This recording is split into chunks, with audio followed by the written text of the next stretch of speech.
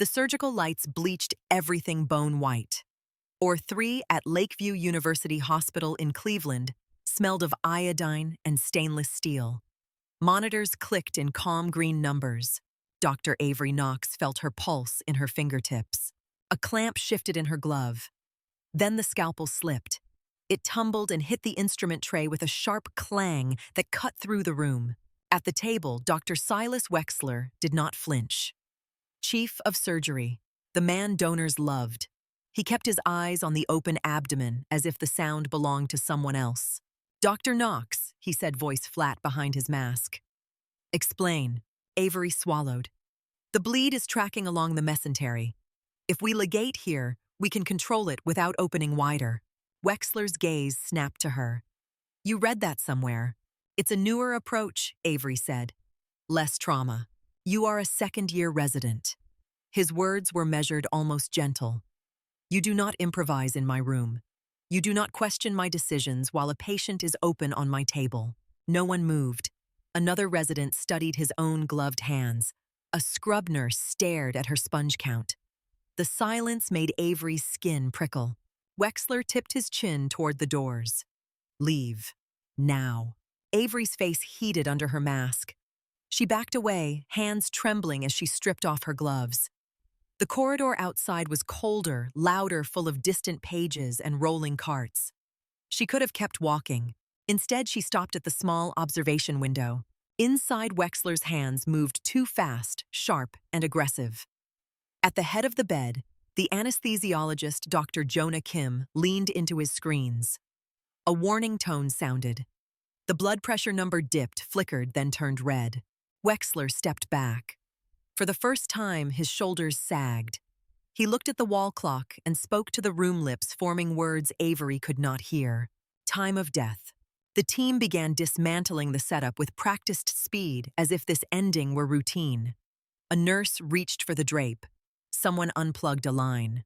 Then behind a shoulder, the ECG line twitched, a faint, irregular bump. Another, like a heartbeat trying to claw its way back. Avery's palm flattened against the cold metal of the door. She pushed. The hinges sighed. Heads turned. Jonah's eyes met hers, dark and tight, and he gave a shake of his head as if begging her to stop right now. If this moment has you holding your breath, tap like and subscribe so you do not lose the thread. Before we go on, I would love to know where you are watching from. Drop your city or country in the comments. Avery pushed through the door. The room had already shifted into the strange, efficient quiet that followed a pronouncement. The suction was off. The ventilator tubing lay slack, disconnected, and coiled like a shed skin. A scrub nurse reached for the drape as if it were a sheet at the end of a long day. Avery's eyes went straight to the monitor. The green line still trembled, thin, uneven, real. "Wait," she said, and her voice sounded too loud in the sterile air. "There is activity." No one answered. Hands kept moving. Clips clinked into a tray.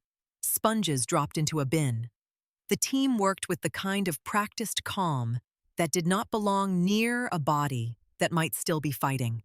Dr. Jonah Kim stepped toward her from the head of the bed. He did not raise his voice. He did not need to. His fingers closed around her forearm, firm and careful, a restraint disguised as support. "Avery," he said, "stop." She tried to lean around him to see Ethan Cole's face, but the drapes hid everything except the stillness of the chest. "You saw it," she whispered. "You saw the rhythm." Jonah's jaw tightened. His eyes flicked to the corner of the room where Dr. Silas Wexler stood with his gloves already stripped off, hands-clean posture, composed. Wexler looked at Avery once long enough to make her feel like a stain on the tile. "Enough," Wexler said. Not angry, not loud, just final. Avery's mouth went dry. Her body wanted to obey. Years of training, years of learning when to speak and when to disappear pressed down on her shoulders like a lead apron. Jonah released her arm with a soft squeeze that felt like a warning. He turned away. The team rolled the gurney closer. Black plastic crinkled as someone pulled a bag open. Avery stood there watching the line on the monitor stutter, watching it fade behind bodies and movement, watching a moment slip through her fingers like water. Then she stepped back. Not because she agreed, Because if she stayed one more second, she was going to shout, and shouting in that room would only give Wexler what he wanted. She left the operating suite without looking at anyone. The corridor outside was bright and busy, filled with the ordinary sounds of a hospital that never paused. A cart rattled past. A nurse laughed at something down the hall. A family stood by the elevators holding a paper cup of coffee with both hands like it was a fragile thing. Avery kept walking until she reached the resident workroom. The door clicked shut behind her. The hum of computers and the faint scent of burnt coffee wrapped around her like a familiar coat. She sat at the closest terminal. Her hands were steady now. Not calm exactly, focused. The kind of focus that arrived when embarrassment burned out and left only heat and clarity. She logged into the charting system and typed Ethan Cole into the search bar. His face appeared in the banner photo, pale under hospital lighting, a faint smile that looked like it had been forced eased for the camera. 42, married, 2 kids, employed by the County Bridge and Road Department, insurance through his union, diagnosis inoperable abdominal malignancy. The words sat on the screen with a weight that made Avery's stomach tighten. She clicked through the notes. Oncology consult, palliative plan, pain control, hospice information given, and then tucked into the imaging section, the CT scans. She opened the first series and leaned closer, watching the abdomen appear in cross-sections, slice after slice. She adjusted the window settings out of habit the way she had been taught, and the mass came into sharper relief. It did not look like a tumor. It looked too contained. The borders were defined almost polite, like a thing that had been poured into a space and settled there. The surrounding tissue looked irritated, swollen, angry. Inflammation, not invasion. There were subtle striations within the collection layering that reminded her of blood that had sat long enough to separate. Avery clicked back to the radiology report. Her eyes tracked the signature line. Interpreting physician, Silas Wexler, MD. Not radiology. Her pulse thudded once against her throat. She opened the lab results. Tumor markers were unremarkable. No clear spike. No screaming red flags. Yet the narrative in the progress notes marched forward as if the conclusion had been decided first and the data was expected to fall in line behind it. Avery moved back through the timeline. 6 months earlier, laparoscopic appendectomy. Surgeon Silas Wexler, MD. The operative note was brief, clean, written in the clipped language of someone who did not believe his work required explanation. Uncomplicated. Minimal blood loss. Discharged in 2 days. Avery stared at that line, then scrolled down. 2 months after the appendectomy, Ethan had returned to the emergency department complaining of abdominal pain and fatigue. A CT had been ordered. There was a note from an emergency physician that mentioned concern for post-operative complication. That note ended abruptly with a single line, reviewed by Dr. Wexler. Then Wexler's own addendum. Large abdominal mass consistent with aggressive malignancy. Recommend oncology consult. No mention of hematoma. No mention of abscess. No mention of a slow leak from bowel. Just a hard pivot into terminal disease. Avery felt the hair on her arms rise. She went back to the CT images from that emergency visit and compared them to the more recent scans. The collection was present then, smaller, tucked into the left upper quadrant, like a secret. Over time, it had grown pressing on organs, stretching tissue. She adjusted the window again carefully. As she did, she noticed something odd. The default window settings were not the standard abdominal preset. They were tuned in a way that made soft tissue look flatter, made fluid look less distinct. A setting that could nudge the eye toward thinking solid mass. She tried the standard preset. The collection brightened at the edges in a way that made her breath catch. The density readouts suggested blood. Old blood. A contained hemorrhage. Her mind began to build the picture piece by piece. A small injury during surgery. Not dramatic. A tiny nick, a delayed perforation, a slow leak. The body trying to wall it off. Blood collecting. Inflammation spreading, pain returning, a scan that should have raised questions, and instead a label slapped on it like a lid. Terminal, inoperable, go home. Avery's fingers hovered over the keyboard. She opened the imaging viewer's measurement tool and marked the margins. She captured screenshots. She wrote down the density values. She pulled the lab panel and saved it. She copied the timeline of visits into a separate note, careful with every detail, as if she were building a case for someone who would not want to believe her. The resident workroom door creaked. Avery did not look up at first. She kept her eyes on the screen, but she felt the shift in the air, the presence of someone standing behind her. Knox. It was Jonah. His voice had the same quiet edge she had heard in the operating room. He stood near the doorway, one hand on the frame, his posture casual in a way that did not fit his eyes. "You should go home," he said. Avery clicked to another scan instead. "Did you know Wexler reads his own CT reports?" Jonah's lips pressed together. "He has privileges. He has done it for years. Radiology just signs off." Jonah did not answer that. His gaze flicked to the screen, then away, as if looking directly at the images hurt. Avery kept her voice low. "That is not a tumor." Jonah took a slow breath through his nose. "You are upset. You were humiliated.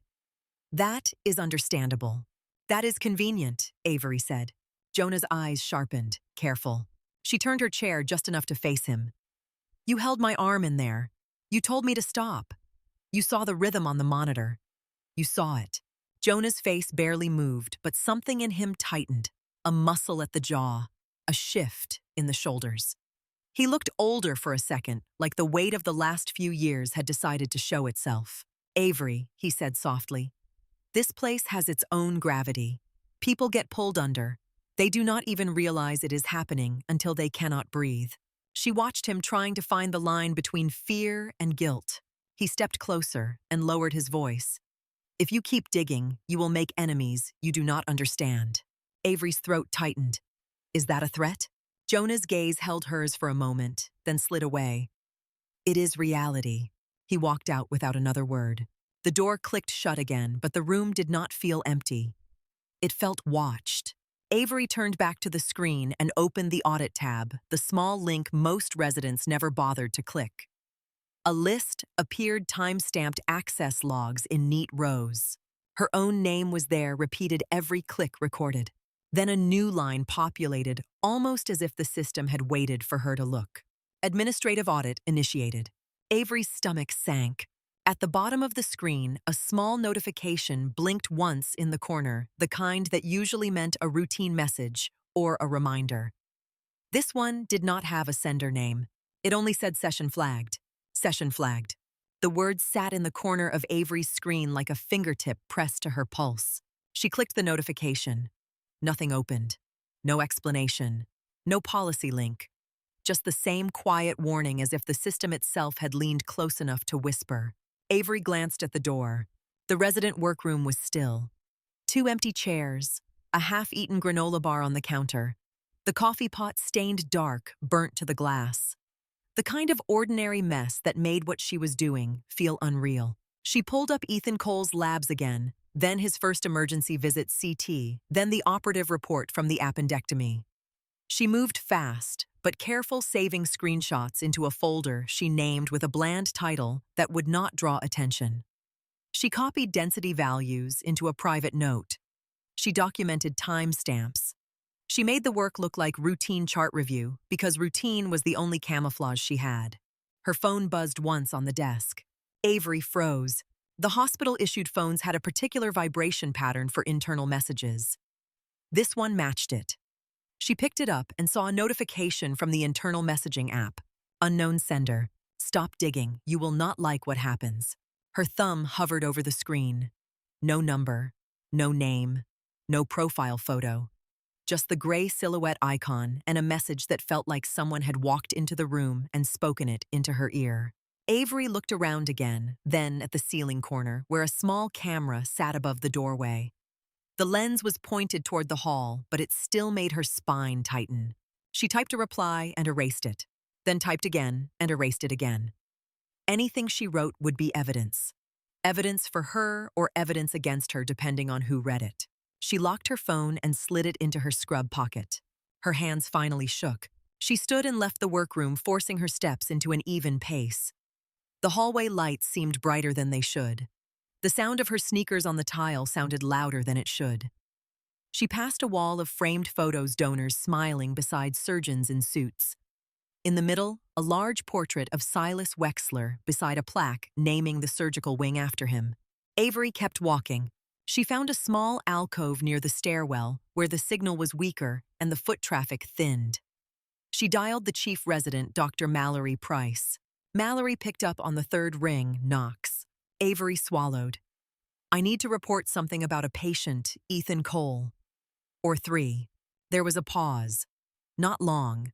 Just enough for Avery to hear the shift of attention on the other end, the way a person's tone changed when they decided how seriously to take you. "What about him?" Mallory asked. "He was pronounced dead. I saw cardiac activity after the call, and his imaging does not match the diagnosis in the chart. It looks like a contained hemorrhage, not malignancy."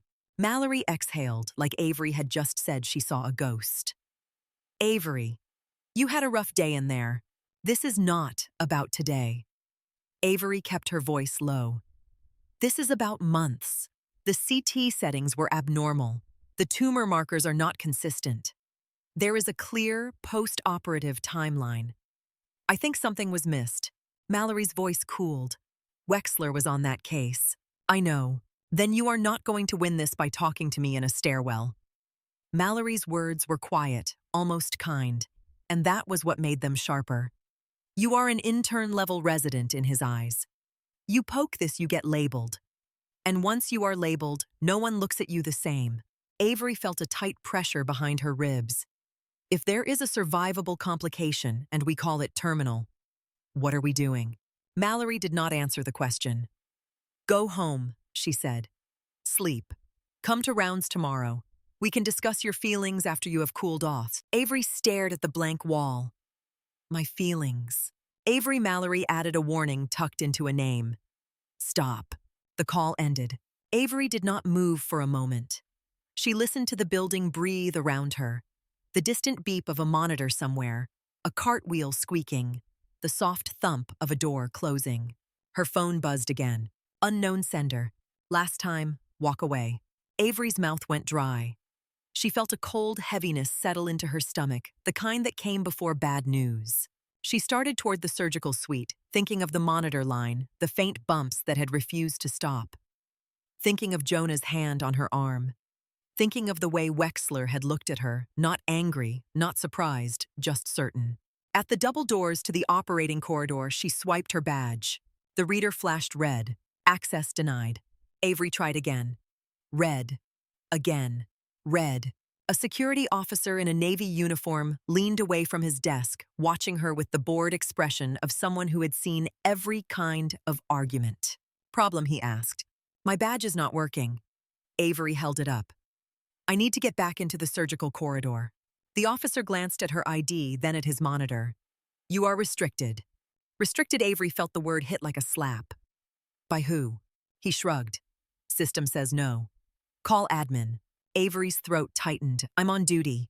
The officer's tone stayed even. "Then call your supervisor." Avery stood there for a beat, trapped between doors that opened for everyone else, and a screen that had decided she did not belong. She turned away before she said something that would make this worse. She walked toward the elevators with her jaw clenched, trying to think like a surgeon, not like a cornered animal. Evidence. Documentation. A path that did not rely on locked doors. Her phone buzzed a third time. Unknown sender. "We can end you." Avery stopped so abruptly, a nurse nearly bumped into her. She stepped aside, pressing her shoulder to the wall, and stared at the message until the words blurred. A man in hospital administration scrubs walked past, clipboard in hand, not looking at her. A volunteer in a blue vest pushed a cart of flowers and balloons. The hospital kept moving smooth and indifferent. Avery's gaze drifted to the end of the hallway where the glass doors led into the public lobby. For a moment, she considered leaving, walking out into the cold Cleveland air, getting into her car and driving until the hospital was just a bright block behind her. She could picture it with painful clarity. Then she pictured Ethan Cole's chart banner photo, that faint, forced smile. She pictured a union insurance policy, A family expecting a phone call. Avery pulled her phone out and opened the messaging app again. She tapped the unknown sender profile. Nothing. No details. No trace. She took a screenshot, then another with the timestamp visible. She did not know if it would help. She only knew she needed a record that did not vanish the moment someone decided it should. She kept walking, heading for the ICU because it was the one place she still had access without going through the surgical suite. It was also where Naomi Reyes worked, and Naomi had never cared much for hospital politics, at least not when a patient was on the line. Avery reached the elevator bank. The doors opened. Inside stood a man in a charcoal suit that looked expensive in the fluorescent light. He held a leather briefcase. No badge. No visitor sticker. He looked out of place the way a courtroom looked out of place in a kindergarten. His eyes flicked to Avery, quick and assessing, then slid away as if she were nothing. Avery stepped into the elevator anyway. The air inside smelled faintly of cologne and cold metal. The suited man pressed the button for the parking level. Avery pressed ICU. They rode in silence. Avery watched the reflection of his hands in the polished elevator panel. Clean nails, a heavy watch, fingers that did not fidget. The doors opened on the ICU floor. Avery stepped out.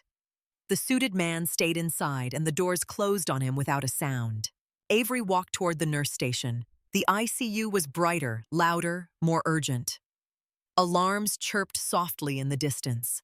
Monitors beeped in overlapping rhythms. A ventilator sighed behind a curtain. She had barely reached the desk when her phone rang. ICU unit. Avery answered. Dr. Knox. A voice came through tight with adrenaline. Dr. Knox, this is Marisol Vega at the nurse station. We need you up here now. Avery's heart dropped. What happened? There was a brief pause, like the nurse was choosing words that did not exist. It is Ethan Cole, Marisol said. The patient from OR3, the one who was pronounced this afternoon. Avery's fingers went numb around the phone. Yes. Marisol's voice lowered, shaken, and sharp at the same time. The morgue called. When they started intake paperwork, he had a pulse. Avery's lungs stopped working for a second. The corridor sound dulled as if someone had pressed a hand over her ears. He is here, Marisol said. We brought him up. We have him on support. His eyes are open. Avery started moving before the call ended. Her feet carried her past the nurse station, past a row of rooms with glass doors, past families seated in plastic chairs holding each other's hands. She could hear her own breathing. She could feel her pulse in her throat.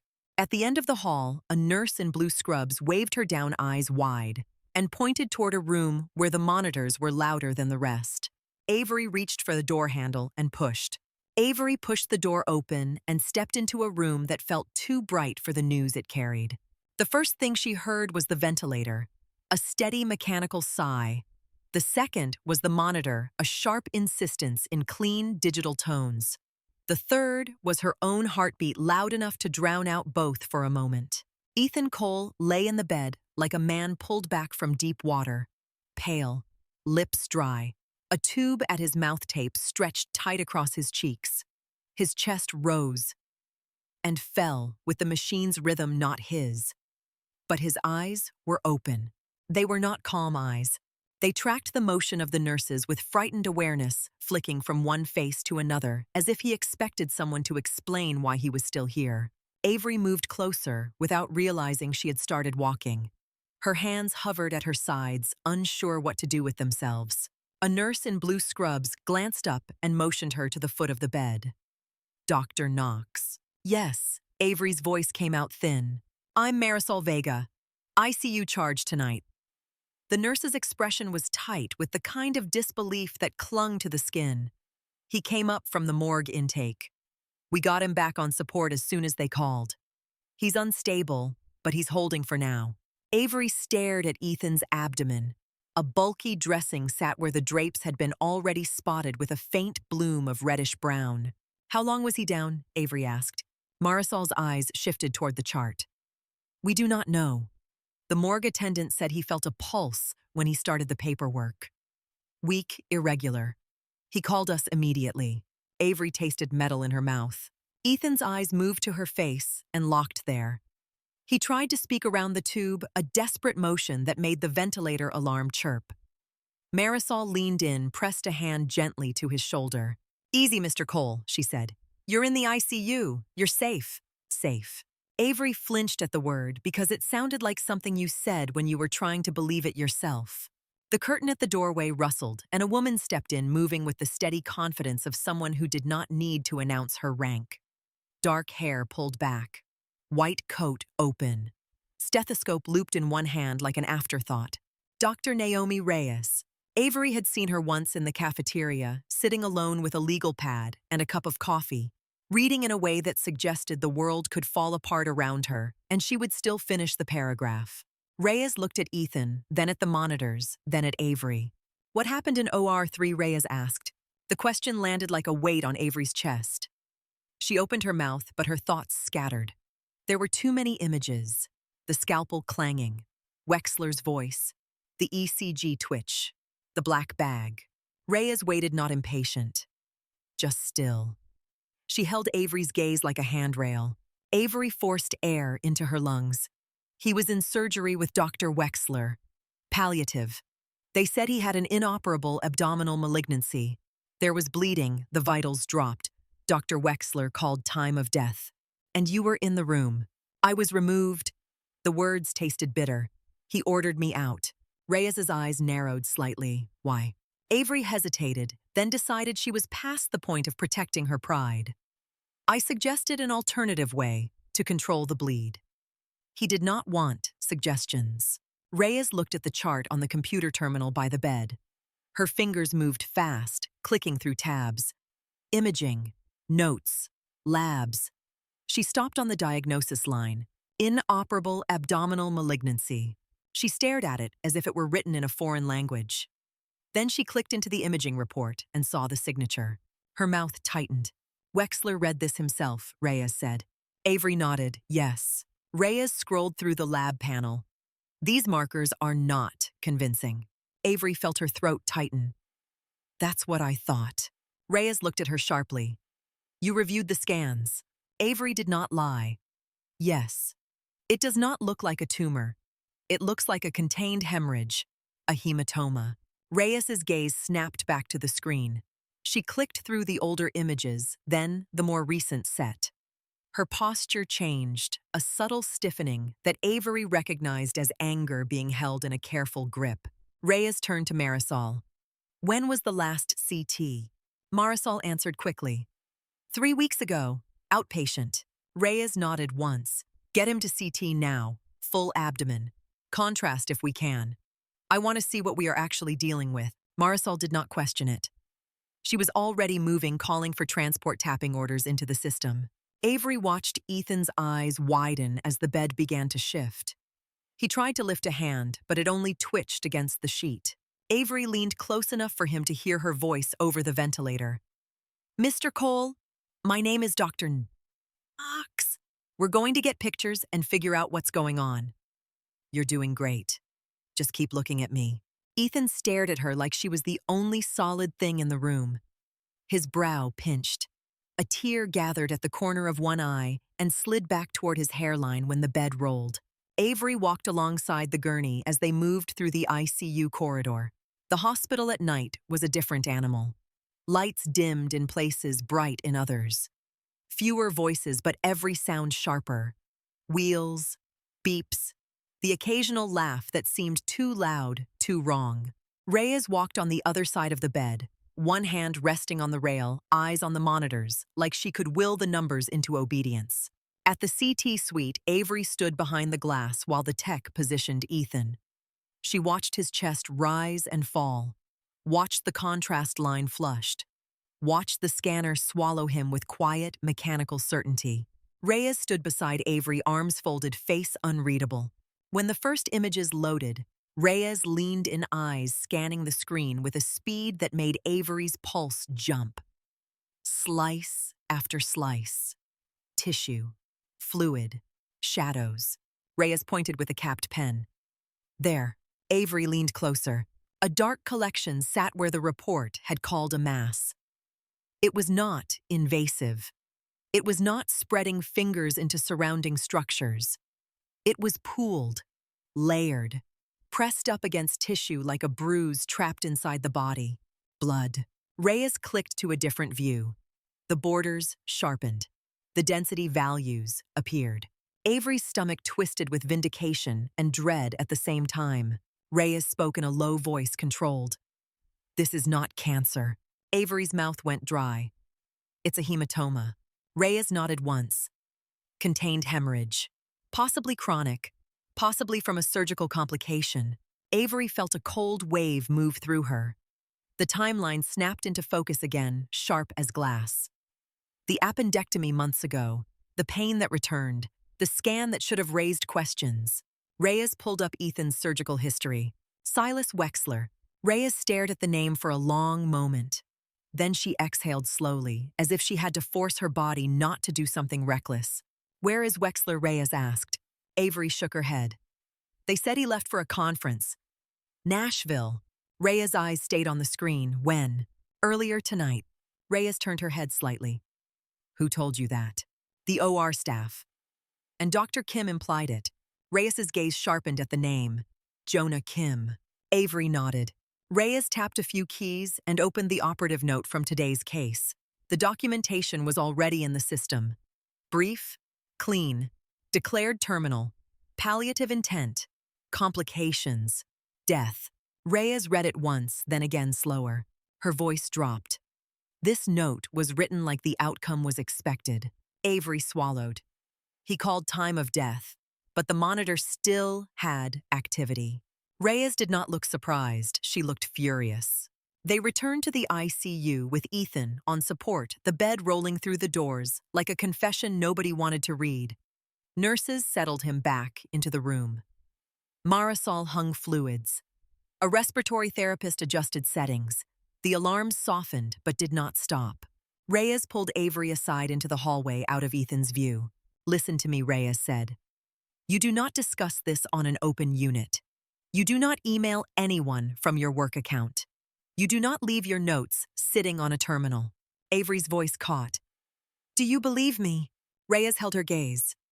"I believe the CT." Avery let out a breath she did not know she had been holding. Footsteps approached. Avery turned and saw Jonah Kim walking toward them. He stopped when he saw Ethan's room.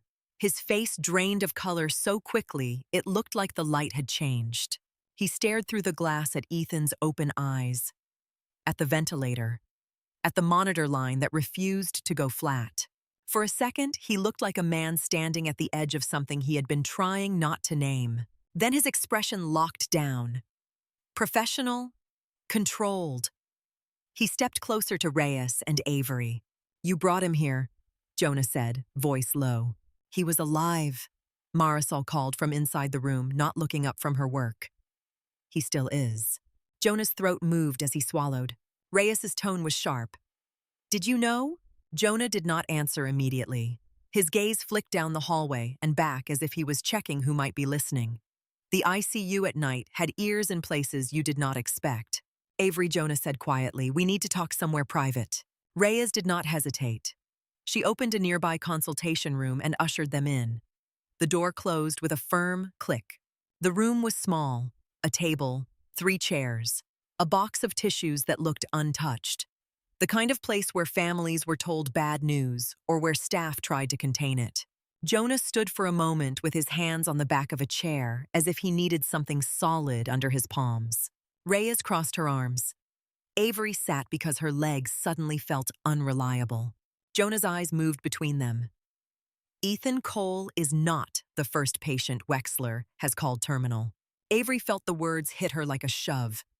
"How many?" Jonah's jaw tightened. "Enough that I stopped telling myself it was coincidence." Reyes's voice was quiet, lethal. "Are you saying he is covering up errors?" Jonah stared at the table for a beat, then looked up. His eyes were tired. Not the tired of a long shift, the tired of carrying something for too long. "I am saying there are patients who came in for routine procedures," Jonah said. "They returned later with pain." Wexler read scans. He labeled them terminal. They were sent home. They died quickly. Avery's fingers curled into her palm. Because they were untreated. Jonah did not deny it. Because they were labeled as untreatable. Reyes took a slow breath. That is not just negligence. Jonah's voice dropped further. I have been trying to understand why. Trying to find a reason that fits reality. Avery's mouth went dry, and Jonah's gaze slid to the closed door, then back to Avery. His voice became almost a whisper. I think he is being paid. Avery felt the air leave her lungs. Naomi did not move, but the muscles at her jaw tightened. Paid, she repeated, as if testing whether the word belonged in a hospital. By whom? Jonah's eyes stayed on the door, not the two women in front of him. I do not know a name. Avery heard the faint beep of ICU monitors through the wall, steady and indifferent. She tried to speak and found her mouth too dry. Why would anyone pay a surgeon to label someone terminal? Jonah's fingers flexed on the chair back. The first time I noticed it, I told myself it was ego. A mistake he refused to admit. Then it happened again.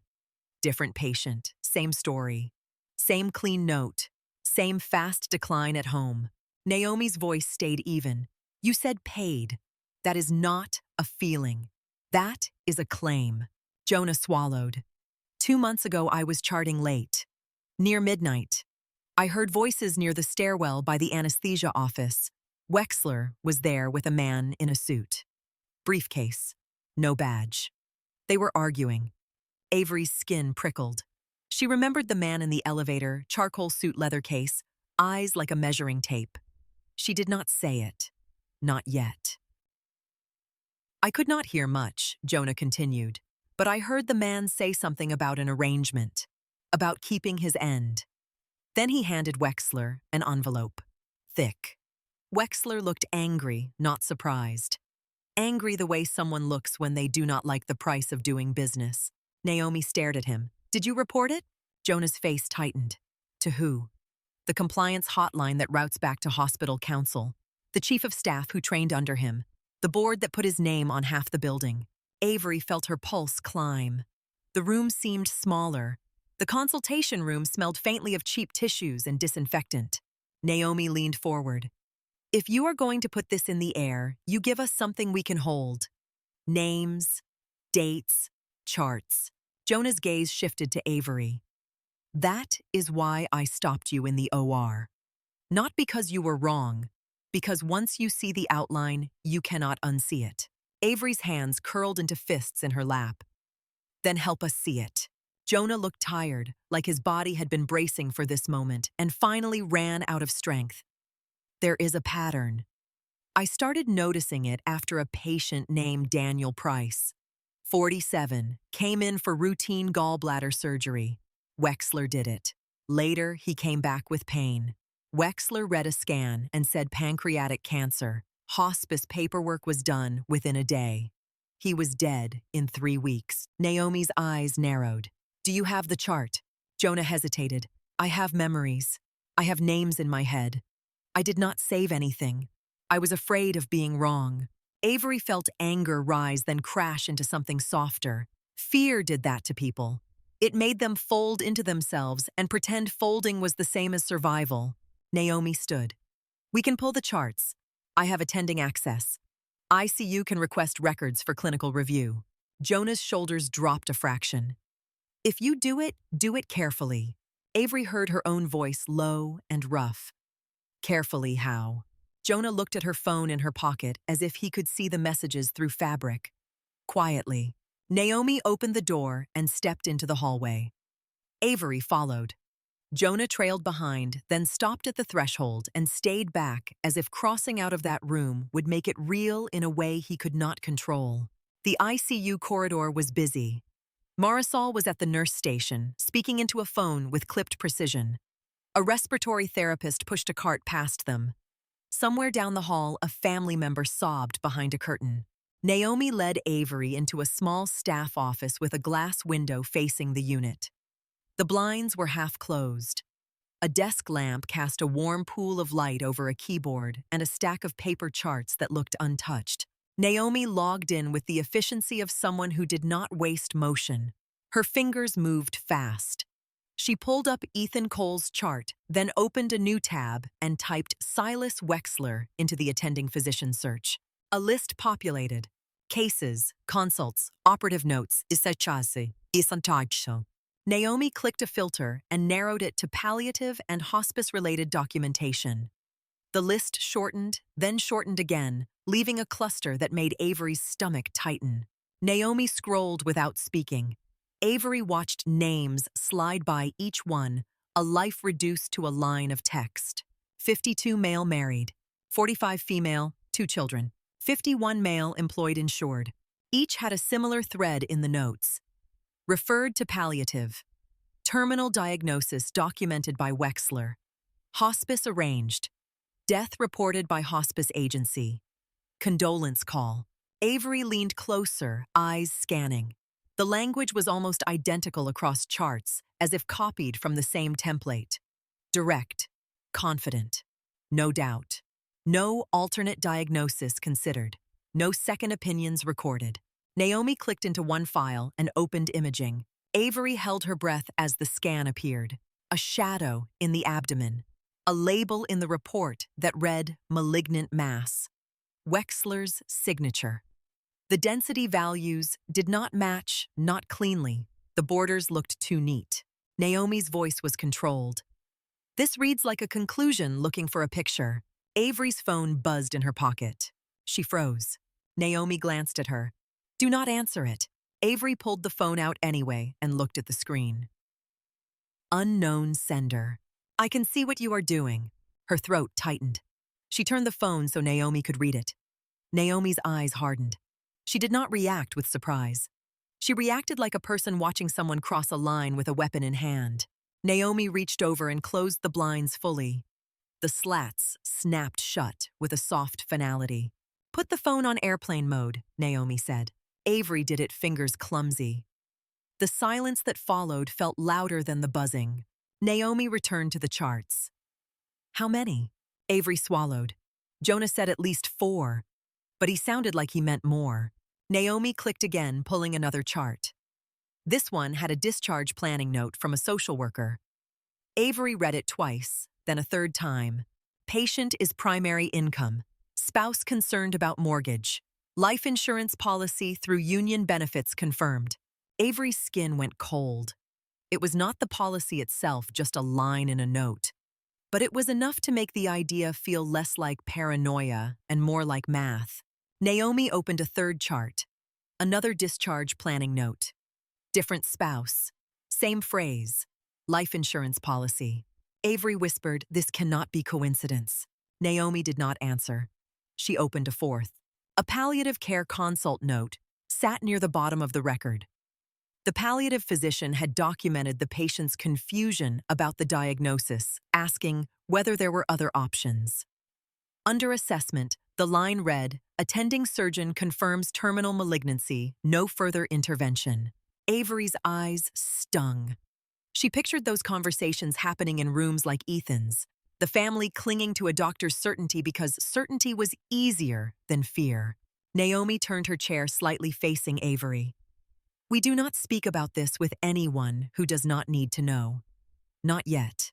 Avery nodded, throat too tight to speak. Naomi pivoted back to the computer and opened a hospital directory. She typed in a hospice agency name that appeared in multiple charts. Great Lakes Hospice. A list of contacts appeared. Naomi made a call from the office phone voice, calm, professional. "This is Dr. Naomi Reyes at Lakeview. I am reviewing a patient case for quality assurance. I need to confirm dates and documentation for hospice enrollment on several patients." Avery listened to Naomi's side of the conversation. No accusations, no drama, just neutral questions with sharp edges. Naomi wrote down dates on a legal pad. Names, times, a nurse at hospice, a coordinator, a fax record. Naomi asked for copies of intake paperwork and nurse notes citing clinical review. When she hung up, she looked at Avery. Hospice keeps records. They document everything. They document who said what and when. Avery's mind raced, but she kept her mouth shut. She could feel the urge to sprint ahead to tell someone to slam the alarm. Naomi's steadiness was the only thing keeping her from running into a wall. Naomi returned to the charts. "Look at ages." Avery looked. 44, 49, 53, 41. Young enough to have dependents, Avery said. Naomi nodded once. Young enough to have policies that still pay. Avery's breath hitched. Her eyes dropped to Ethan Cole's banner. Union Insurance. Naomi pulled up Ethan's social work note from earlier in the admission. Avery read the line out loud without meaning to. Beneficiary listed as spouse. Policy administered through Harbor Point Benefits. Naomi's fingers stopped. Harbor Point. She searched the term. It appeared in 2 other charts buried in scanned documents and contact lists. Avery leaned in closer, eyes narrowing. The scan quality was poor, but a name was printed near the bottom of a form beside a phone number and a title. Grant Hollis, Senior Broker. Avery stared at the name until the letters blurred. She looked up at Naomi. Naomi was already searching Hollis in the system, not as a doctor, not as staff. Nothing came up. Naomi opened a scanned hospice intake form from another patient and zoomed in. Avery could see the same block of text, the same brokerage line. Grant Hollis. Avery's stomach turned. Someone knocked softly on the office door. Naomi did not open it. She waited. The knock came again, then stopped. Footsteps moved away. Avery's mouth was dry. I saw a man in a suit tonight, she said quietly. In the elevator. No badge. Briefcase. Naomi's eyes lifted from the screen, sharp and alert. Did he speak to you? No. He looked at me like he was taking inventory. Naomi stared at Avery for a long moment, then turned back to the monitor and pointed at the name on the scanned form. Grant Hollis. Avery followed Naomi's finger. The ink looked ordinary. The name looked ordinary. That was what made it feel worse. The office phone rang. Naomi answered without looking away from the screen. Reyes. A voice came through, faintly tight with urgency. Naomi listened for a few seconds, then her expression changed. Not panic, precision. She covered the receiver and looked at Avery. Ethan is asking for you. He is agitated. His pressure is climbing. Avery stood so fast, her chair legs scraped the floor. Naomi hung up and grabbed the legal pad. The paper with dates and names and one repeated broker line was in her hand like a live wire. They stepped out into the ICU corridor. The air felt colder. A cart rolled past them, and behind the glass of Ethan Cole's room, Avery saw his eyes wide, searching the doorway. The monitor above him held steady, stubbornly alive. Avery tightened her grip on the edge of her scrub pocket, where her phone rested airplane mode on the last threat, locked behind a dark screen. On Naomi's pad, the name Grant Hollis stared up at her in clean black letters. Ethan's room smelled of warmed plastic and antiseptic. The ventilator's rhythm held steady, but his eyes were wild, darting from the doorway to the nurses to the monitor above him. His hands strained against the soft restraints at his wrists, not violent, just desperate, as if his body had decided it could not trust stillness. Marisol stood at the bedside, one palm on Ethan's shoulder. Mr. Cole, look at me. You are safe. You are in the ICU. Ethan's gaze snapped to Avery the moment she stepped into view. His brow pinched and his throat worked around the tube. He tried to lift his head. The monitor chirped an alarm. Avery moved to his left side and leaned in close, keeping her voice low and smooth. Mr. Cole, it is Dr. Knox. You remember me from earlier. You are breathing with help right now, so you cannot talk. Blink once for yes, twice for no. His eyes locked on her. One blink, slow, intentional. Avery felt something tighten in her chest. You are scared. One blink. Avery nodded as if he had spoken. I know. I would be too. But you are here, and your heart is working. We are figuring out why you got so sick, and we are not leaving you alone. Ethan's eyes glistened. His fingers flexed weakly against the restraint. Avery slid her hand over his, not squeezing, just anchoring him to something human. Naomi watched from the foot of the bed. Her posture controlled her gaze, scanning the lines and numbers like a pilot checking instruments. She spoke to Marisol in a tone that left no room for argument. Give him a small dose for anxiety. Keep it light. I want him calm, not snowed. Marisol nodded and moved to the medication pump. Ethan's breathing settled within minutes. The alarm quieted. His eyelids fluttered heavy, but still alert enough to follow Avery's face. Avery stayed until she saw the numbers steady. Then she eased her hand away and stepped back into the hallway with Naomi. The glass door shut softly behind them. Naomi's voice dropped. "We do not do anything that spikes his stress. He is fragile." Avery nodded, jaw tight. "He is also a witness." Naomi held her gaze. "He is a patient." Avery swallowed and looked down at her shoes. "You are right." They walked to the consultation room again. Jonah was there, sitting now, elbows on his knees, hands clasped like he was holding himself together. He looked up when they entered, eyes rimmed with exhaustion. Naomi closed the door. "Start from the beginning," she said. "Where? When? What did you see?" Jonah's throat moved as he swallowed. "Second-floor corridor by the old anesthesia office. The stairwell that leads down to the loading dock level." Avery pictured it immediately. Narrow walls, a faint smell of dust, a metal door with a push bar, a spot people used when they did not want to be seen. Jonah continued, voice low. "It was late, close to midnight. I was finishing notes. I heard voices, not loud, but angry. I stepped into the hallway and stayed near the corner." Naomi asked, "How close?" "Close enough to see their faces. Not close enough to be noticed." Jonah's eyes flicked up and away, as if he could still see the scene. Wexler was in scrubs with a jacket over them. He looked tired, irritated. The other man wore a charcoal suit. Briefcase. No badge. Avery's stomach tightened. Dark suit. Leather case. Jonah looked at her. His face changed slightly, like a door cracking open. "You saw him. In the elevator," Avery said. No sticker, no badge. Naomi did not react outwardly, but her eyes sharpened. "Jonah, what did you hear?" Jonah took a breath. The suited man said something like, "You are falling behind." He said you agreed to a timeline. Wexler answered, "Do not tell me how to do my job." The suited man said, "It is not about your job. It is about the arrangement." Naomi's voice stayed even, then the envelope. Jonah nodded once. He handed it over. Thick. Wexler did not open it, but he took it.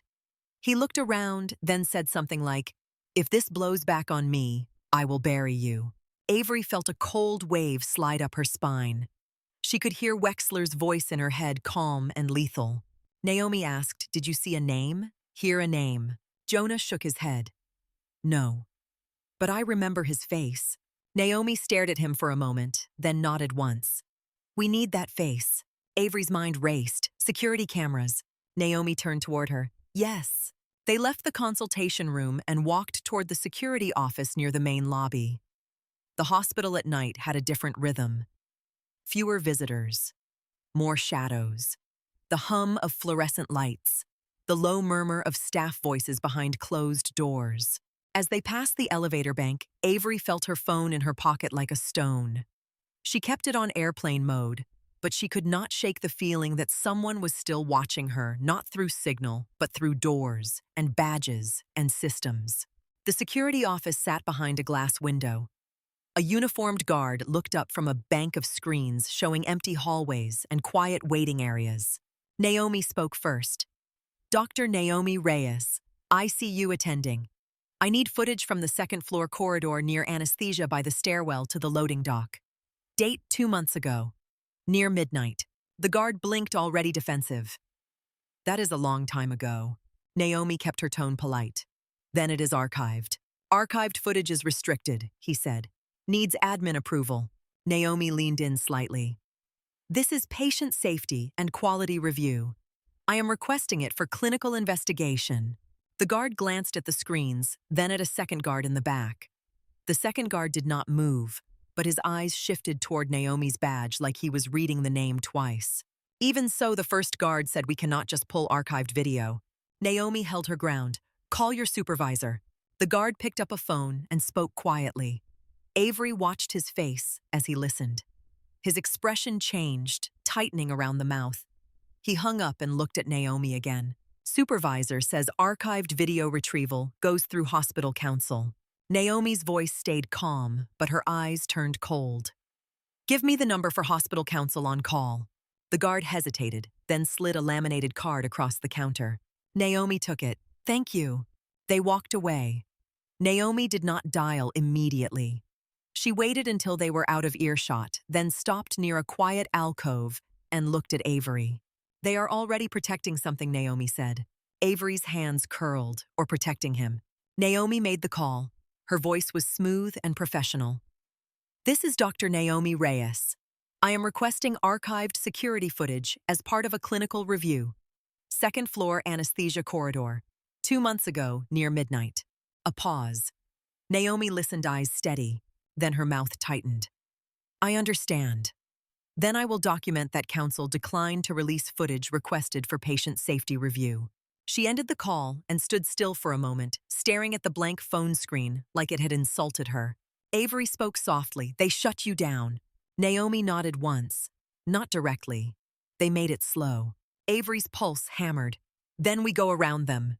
Naomi looked at her. Do you have someone in IT you trust?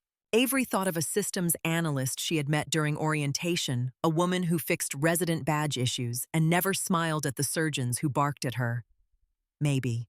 Naomi's eyes stayed on hers. Find her. They went back toward the ICU, but Naomi stopped at a workstation in the hallway and logged into the hospital directory. She typed a name. A number appeared. Naomi dialed. This is Dr. Reyes. I need to speak with someone from information security, not help desk. Avery stood beside her, keeping her face neutral as nurses moved past with charts and supplies. Naomi listened, then spoke again. Yes, I am aware this is unusual. I am requesting audit logs related to patient record access and badge restriction for Dr. Avery Knox. Avery felt her stomach drop.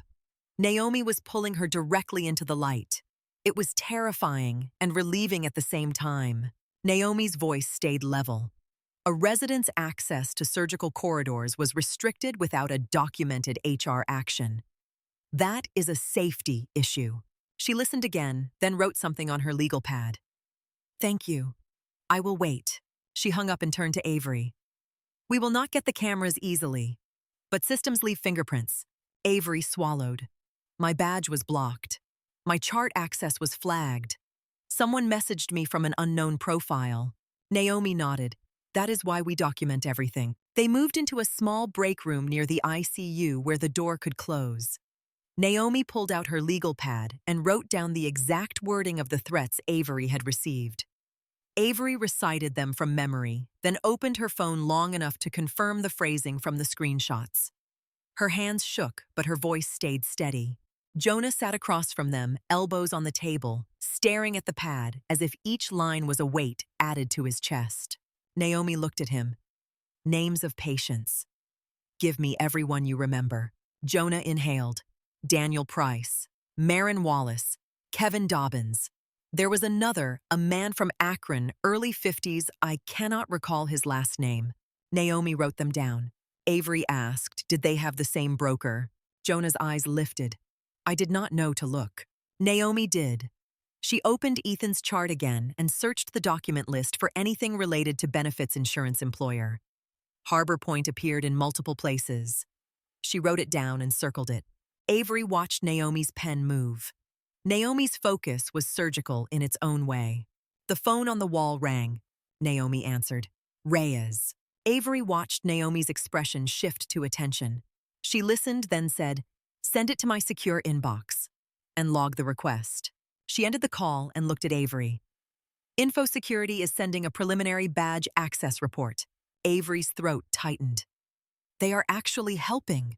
Naomi's voice was flat. Not by choice, by policy. A minute later, Naomi's secure inbox chimed on the workstation. She opened a PDF and scrolled. Avery leaned in. Badge restriction applied to Avery Knox. Time stamped 37 minutes after the pronouncement in OR 3. Requesting department listed as Surgical Administration. Authorizing user ID was not a person's name, just a code. Naomi read it twice. They did it fast. Avery's mouth went dry. So someone in that chain reacted the moment I looked. Jonah's voice came quiet. Wexler has people. Naomi clicked to the next page. Audit of record access. Ethan Cole's chart had been opened by Avery, then minutes later opened by an administrative account, then opened again from a terminal in the surgical suite. Avery felt her skin prickle. He checked. Naomi's eyes stayed on the screen. Or someone checked for him. Avery's phone vibrated, even on airplane mode, the physical buzz against her thigh. She froze. She pulled it out and saw a new notification cached in the internal app, waiting like a pressed note. Unknown sender. Last warning. Avery's fingers went cold. Naomi read over her shoulder, then took the phone gently as if handling evidence at a scene. She turned it so Jonah could see. Jonah's face tightened. He looked smaller, not physically, but in the way a man looked when he realized the danger had stepped closer. Naomi handed the phone back to Avery. "We keep these. Everyone." Avery swallowed. "They know where I am." Naomi's gaze held hers. "They know you are awake."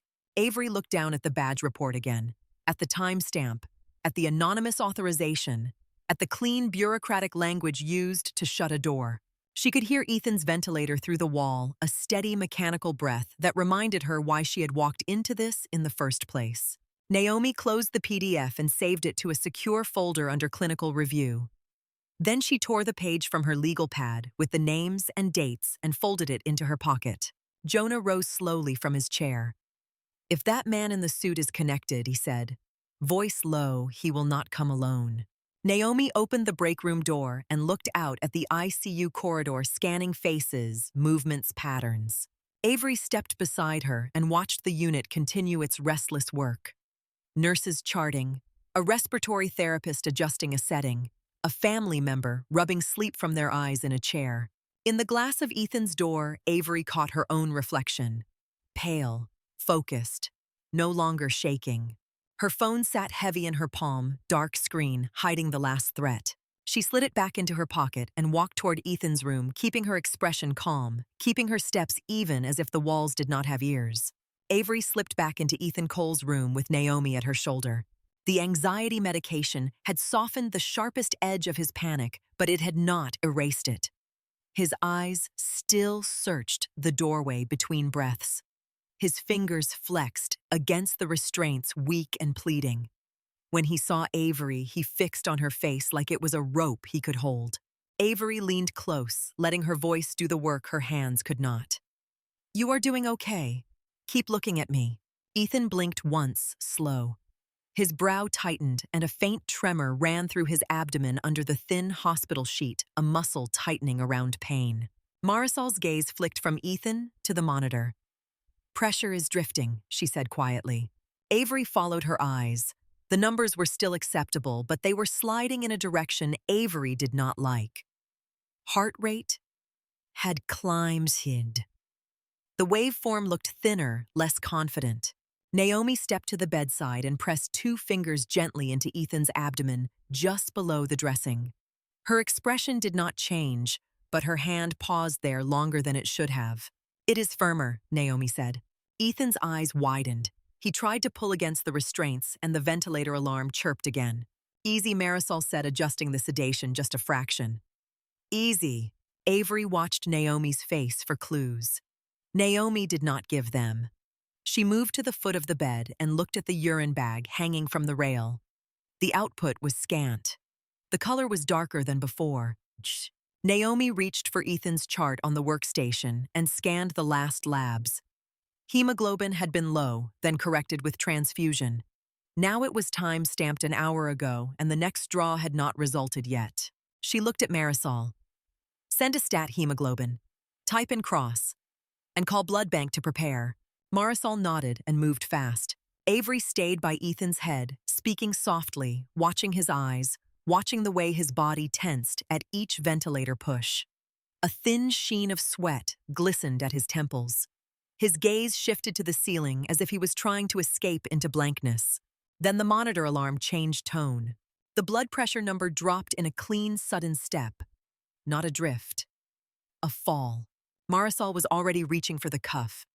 Recycling. The cuff tightened around Ethan's arm. Avery watched the line on the arterial waveform flatten and wobble. The second reading came back lower. Ethan's eyes rolled toward Avery, frightened and foggy. His mouth worked around the tube as if he was trying to say a name. The ventilator delivered its breath. His chest rose, but his skin looked grayer, the color draining away from the lips. Naomi stepped closer and lifted the sheet. Avery's stomach tightened. Ethan's abdomen had changed. It looked larger, taut, as if the skin were being stretched from within. A faint purple discoloration spread across the lower quadrant, bruising that had not been there an hour ago. Marisol's voice sharpened. He is distending. Naomi's eyes stayed on the abdomen. It is a bleed. Avery felt the room narrow to numbers and skin, and the tight, cruel shape of time. Marisol called out to the hallway. I need a rapid response in room 12. ICU. Footsteps thundered outside. A respiratory therapist appeared at the door, then another nurse. The unit shifted into controlled urgency bodies, moving with purpose, voices, clipped hands ready. Naomi leaned toward Avery. Stay on his left. Keep him oriented. Do not let him fight the tube. Avery nodded. She placed her hand lightly on Ethan's forearm near the restraint and spoke close to his ear. I am right here. Look at me. Ethan's gaze found hers again. His eyelids fluttered. He blinked once, then again, faster, like a man trying to keep himself from slipping away. Marisol checked the central line dressing, then the IV pump. We are running wide open. The blood pressure dropped again. Naomi turned toward the doorway. Page surgery. Every attending on the board. Now. A nurse at the workstation picked up the phone already dialing. Overhead, the hospital speaker crackled with an announcement for a different unit, then went silent again. Avery saw a resident step in behind Naomi, eyes wide. Dr. Reyes. What is happening? Hemorrhage, Naomi said. Get me a current hemoglobin. Get me lactate. And call the operating room desk for an emergency room. The resident nodded and ran. Ethan's heart rate climbed into a frantic rhythm. The monitor screamed louder. His oxygen saturation dipped despite the ventilator's insistence. Marisol's hands were steady as she hung the first unit of blood. The dark red fluid slid into the tubing like a quiet promise. Avery watched Ethan's eyes. They were still open, still aware enough to fear. A tear slipped from the corner and disappeared into his hairline. He tried to move his right hand again. Avery tightened her touch, anchoring him. Stay with me. Naomi spoke to the respiratory therapist. Increase support. He is compensating. The therapist adjusted settings' eyes, never leaving the numbers. Avery's phone vibrated against her thigh, muted but insistent. She did not reach for it. She could not afford to look away from Ethan's face. Marisol checked the abdomen again and swore under her breath. It is bigger. Naomi's voice cut through the noise. We need an operating room now. A nurse returned breathless. Operating room says all rooms are occupied. They can clear room 7 if anesthesia agrees. Naomi turned to Jonah, who had appeared at the foot of the bed, without Avery noticing his face already set. His eyes scanning the monitor like he was reading a storm. Jonah spoke first. I can cover anesthesia. If we have a surgeon. The nurse at the workstation spoke into the phone, then covered the receiver. Surgical attendings are in cases. Dr. Palmer is in a vascular repair. Dr. Sethi is in trauma. Dr. Brooks is in a spine case. They are not available. Avery felt a cold, sharp edge in her chest. What about Wexler? The nurse's eyes flicked up. He is listed as out of state. Naomi's expression did not change. Her voice did. Out of state does not matter. Call his cell. The nurse dialed. It rang. Then went to voicemail. Ethan's pressure dropped again. The arterial waveform looked like a tired hand trying to wave. Naomi leaned over the bed and pressed firmly into Ethan's abdomen. Ethan's eyes squeezed shut. A low sound escaped around the tube, a muffled groan that turned Avery's stomach.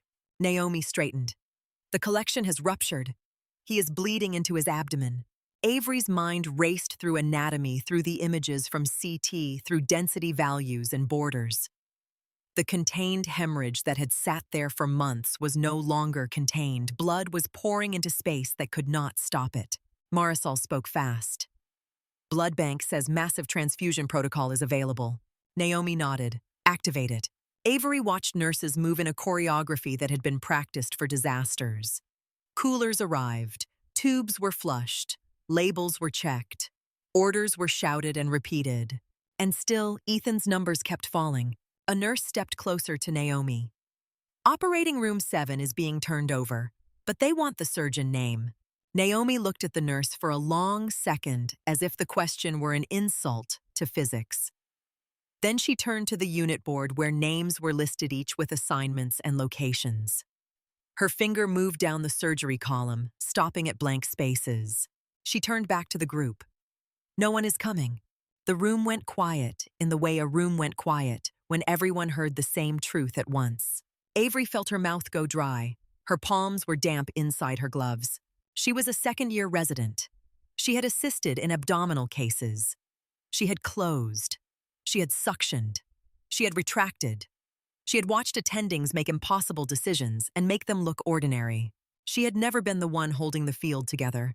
Ethan's eyes fluttered open again and found hers as if he had heard Naomi's words. Avery leaned in. "We are not leaving you," she said. Marisol called out another blood pressure. Lower. Naomi stepped toward Avery close enough that only Avery could hear. "If we do nothing, he dies." Avery nodded, jaw tight. "I know." Naomi's eyes searched her face, measuring something that was not in any chart. "Can you do this?" Avery felt fear spike up her spine. Not fear of blood, not fear of anatomy, fear of the moment after, when the room was clean again, and people asked who had given her permission to touch a scalpel. She looked at Ethan. His skin was cool under the warm lights.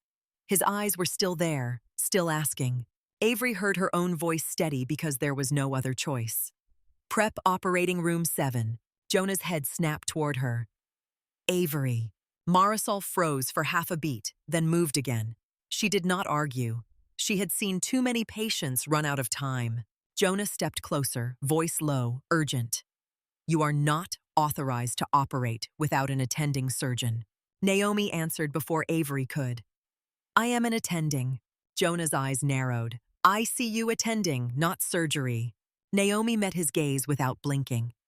Emergency protocol does not care about titles. It cares about bodies and clocks. Jonah's jaw clenched. He looked at Ethan's monitor, then back to Avery. The numbers made the argument for him. Avery felt her hands start to shake and forced them still by curling her fingers against her palms. "If we get him to the room, we can control the bleed. We can repair what is leaking." Jonah's voice dropped. "If something goes wrong, they will come for you first." Avery did not look away. "If we do nothing, he is gone." Naomi turned to Marisol. "Call the operating room charge nurse. Tell them we are coming. Activate emergency room 7. Get surgical tech and instruments. Call a circulating nurse." Marisol nodded already on the phone. The bed rolled out of the room with nurses on both sides, hands on rails, blood coolers hanging off the frame. The ventilator traveled with them, its steady sigh trailing through the corridor. Avery walked at Ethan's head. Jonah walked beside her, eyes on the monitors, one hand ready to adjust medication if the numbers fell further. Naomi walked on the other side, her posture calm, her face set. They moved through the ICU doors into a wider corridor where the air felt colder and the lights harsher. An elevator waited. Naomi pressed the button with her knuckle, then glanced at the security camera in the corner as if she could make it remember. The elevator doors opened. They rolled Ethan in. The space was too small for the urgency inside it. Blood coolers bumped the wall. A nurse steadied them. The elevator began to rise, and Avery felt the motion in her stomach like a drop. Ethan's pressure dipped again. Jonah adjusted a medication without looking away from the screen. "Hold on," he murmured, not to anyone in particular.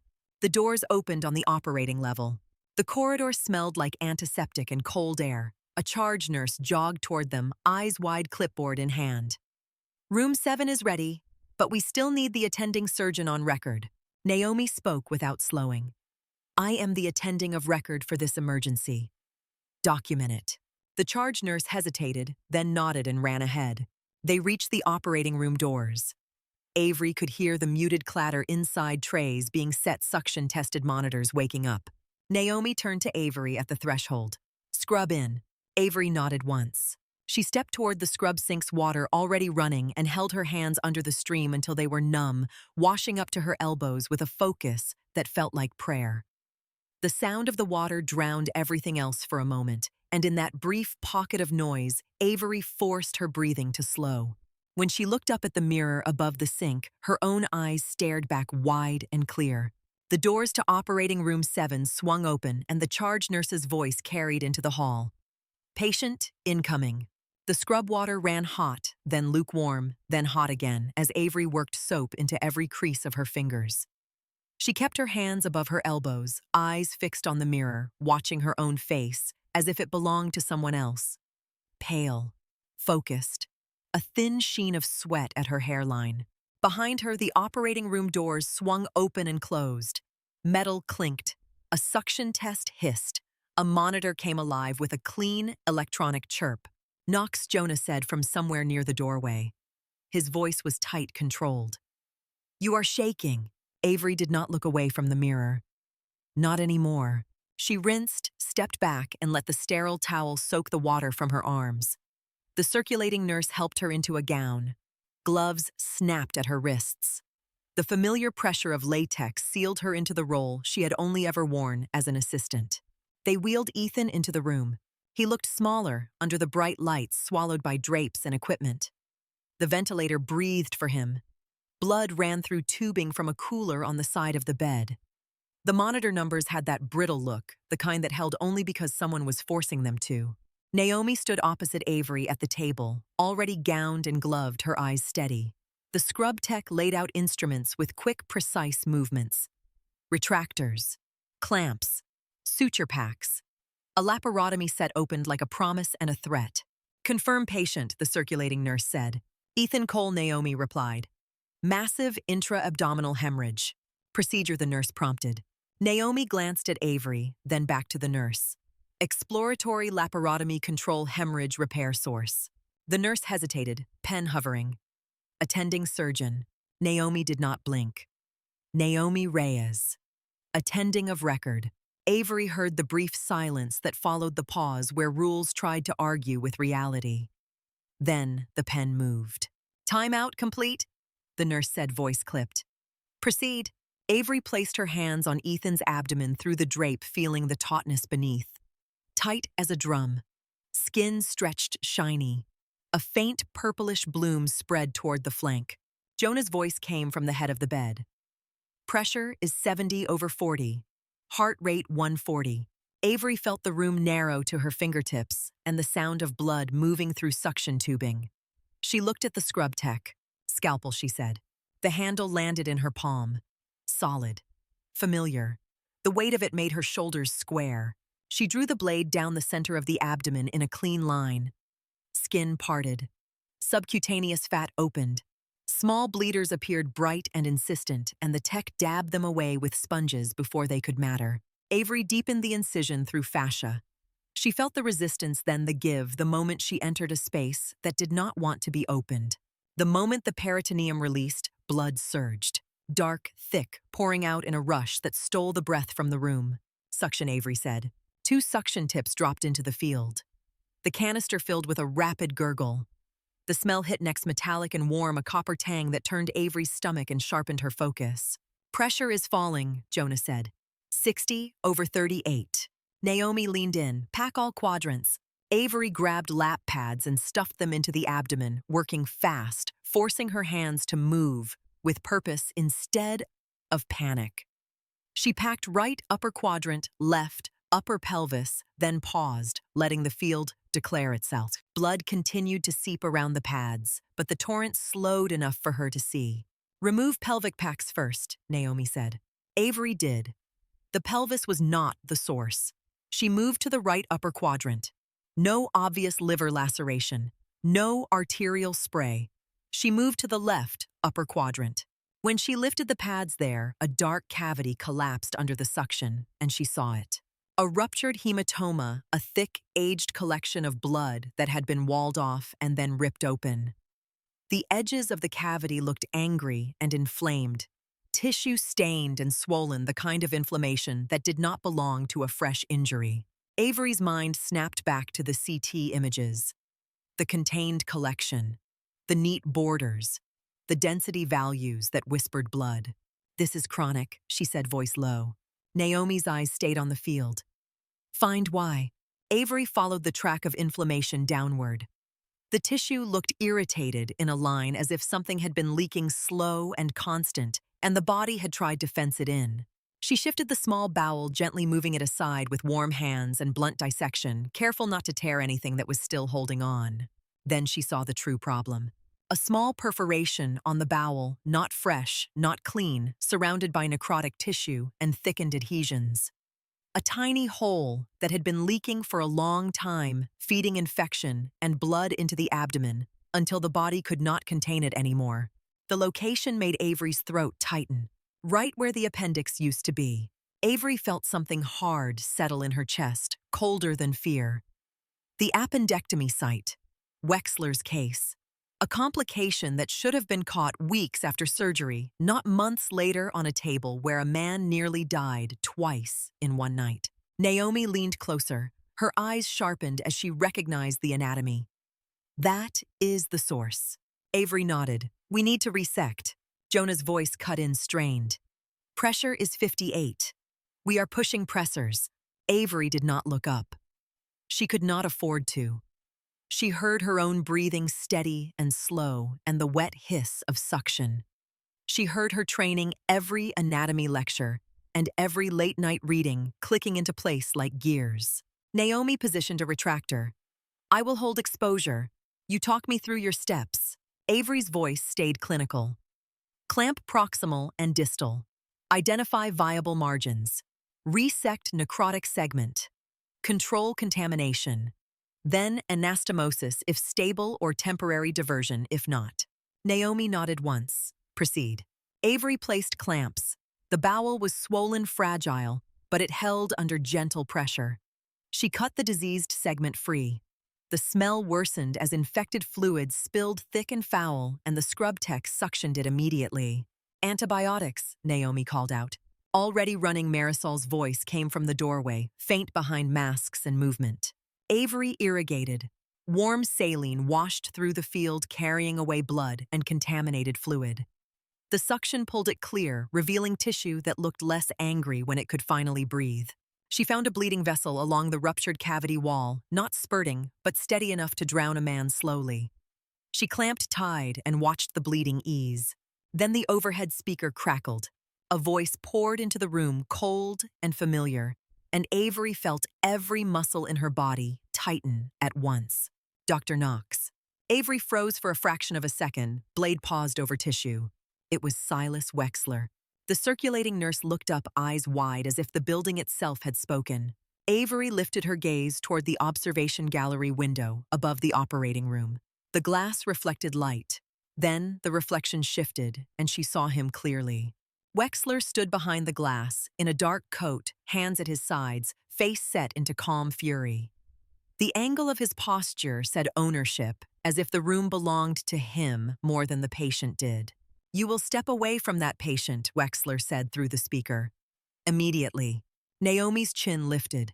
"Dr. Wexler, this is an active hemorrhage. No surgical attending was available.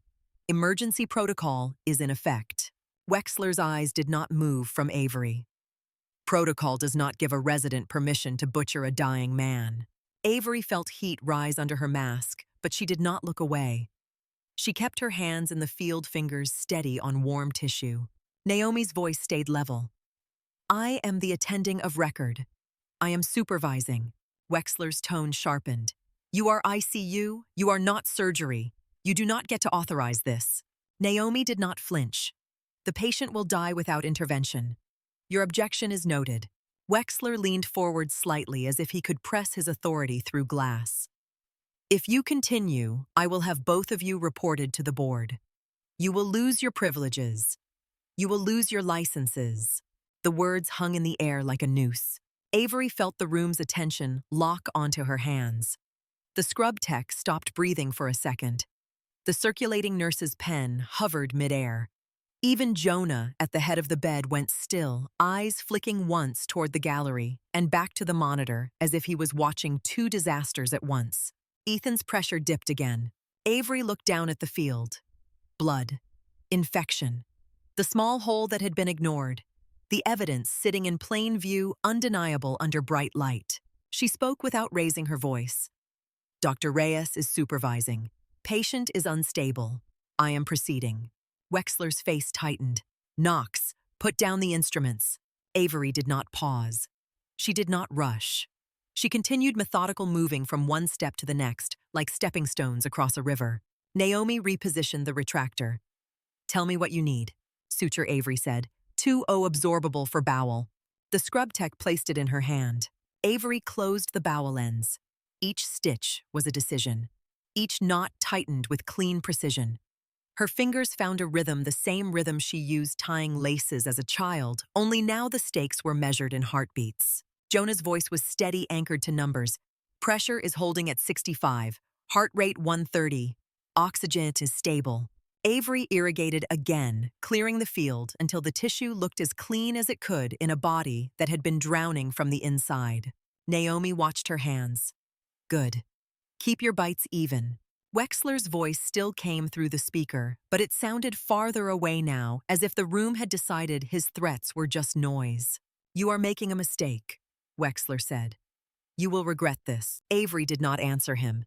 She could not afford words. She could only afford work. She checked for additional bleeding. She traced the cavity wall, searching for any vessel still feeding the hemorrhage. She found 2 slow bleeders and tied them off. She examined the anastomosis, watched for leak, saw none. She checked the abdomen again for hidden sources lifting tissue, gently looking for the bright spray of arterial injury, finding only oozing that could be controlled with cautery and pressure. The suction slowed. The canister filled less quickly. The field stayed clearer longer.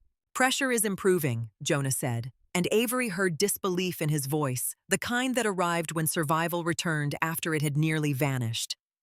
78/46. Avery exhaled once slow. Naomi leaned closer and spoke toward the ceiling voice, crisp.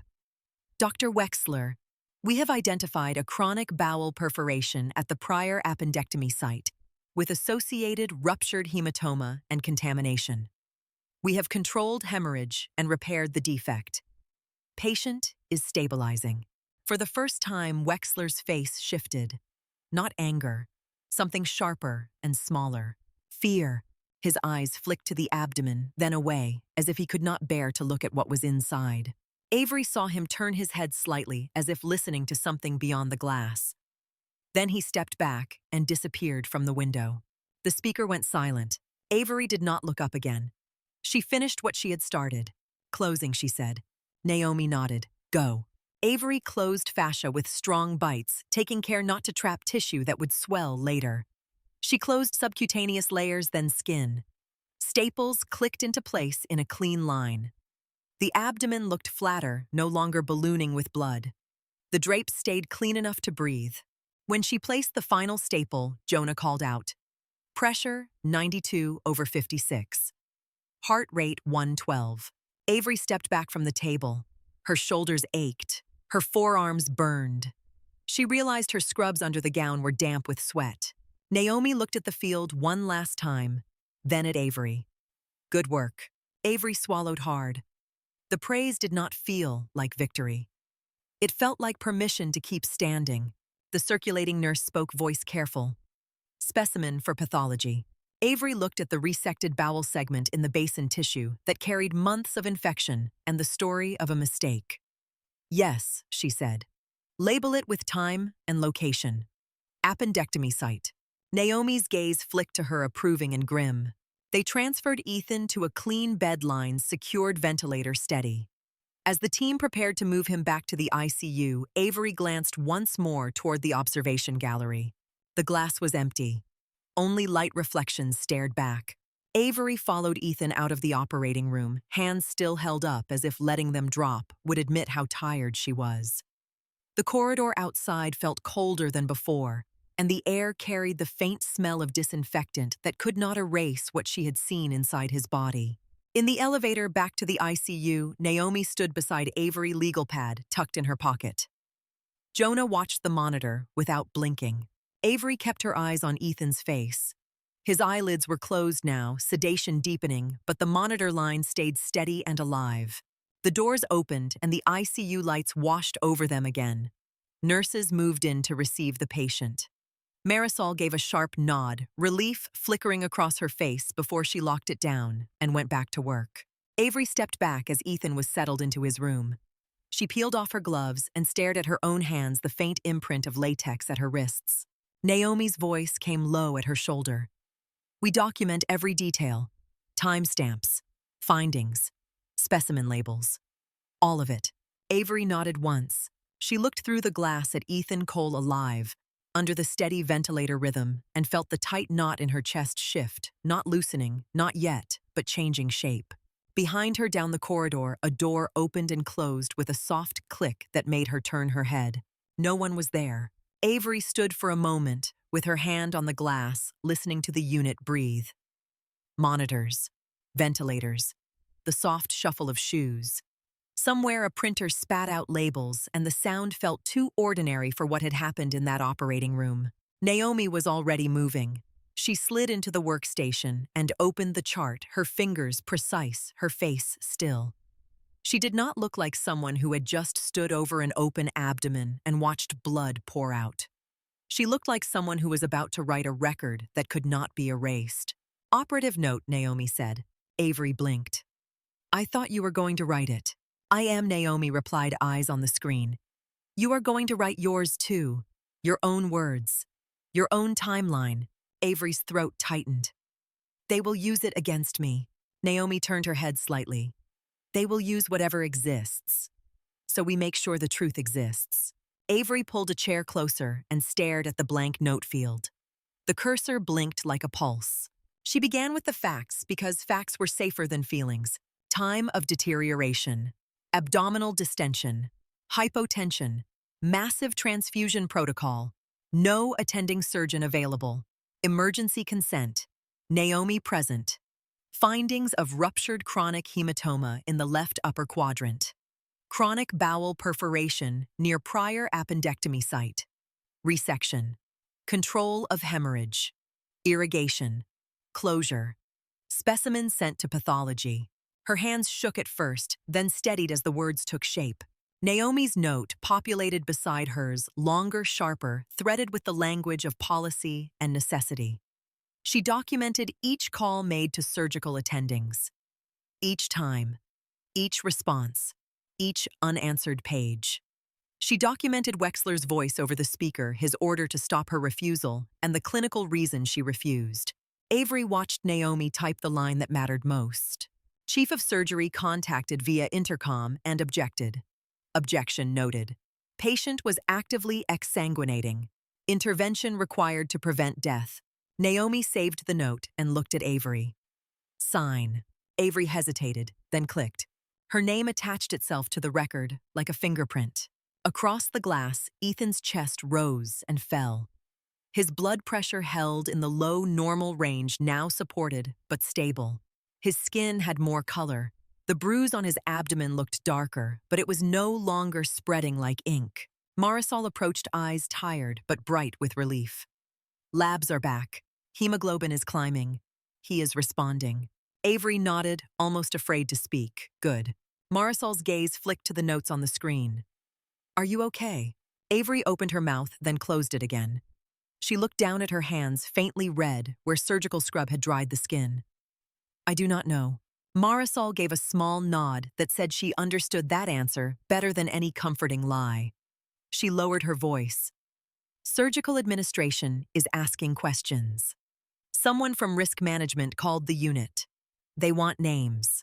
Naomi's expression did not change. They can talk to me. Marisol exhaled and walked away, already pulled back into tasks and alarms.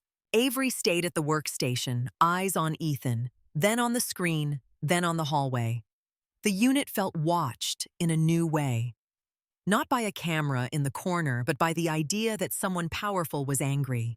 Her phone buzzed in her pocket, even on airplane mode, the vibration like a muscle twitch. She pulled it out. No new message, just the cached notification from earlier still sitting there like a stain. Last warning. Avery locked the screen and put it away, jaw clenched.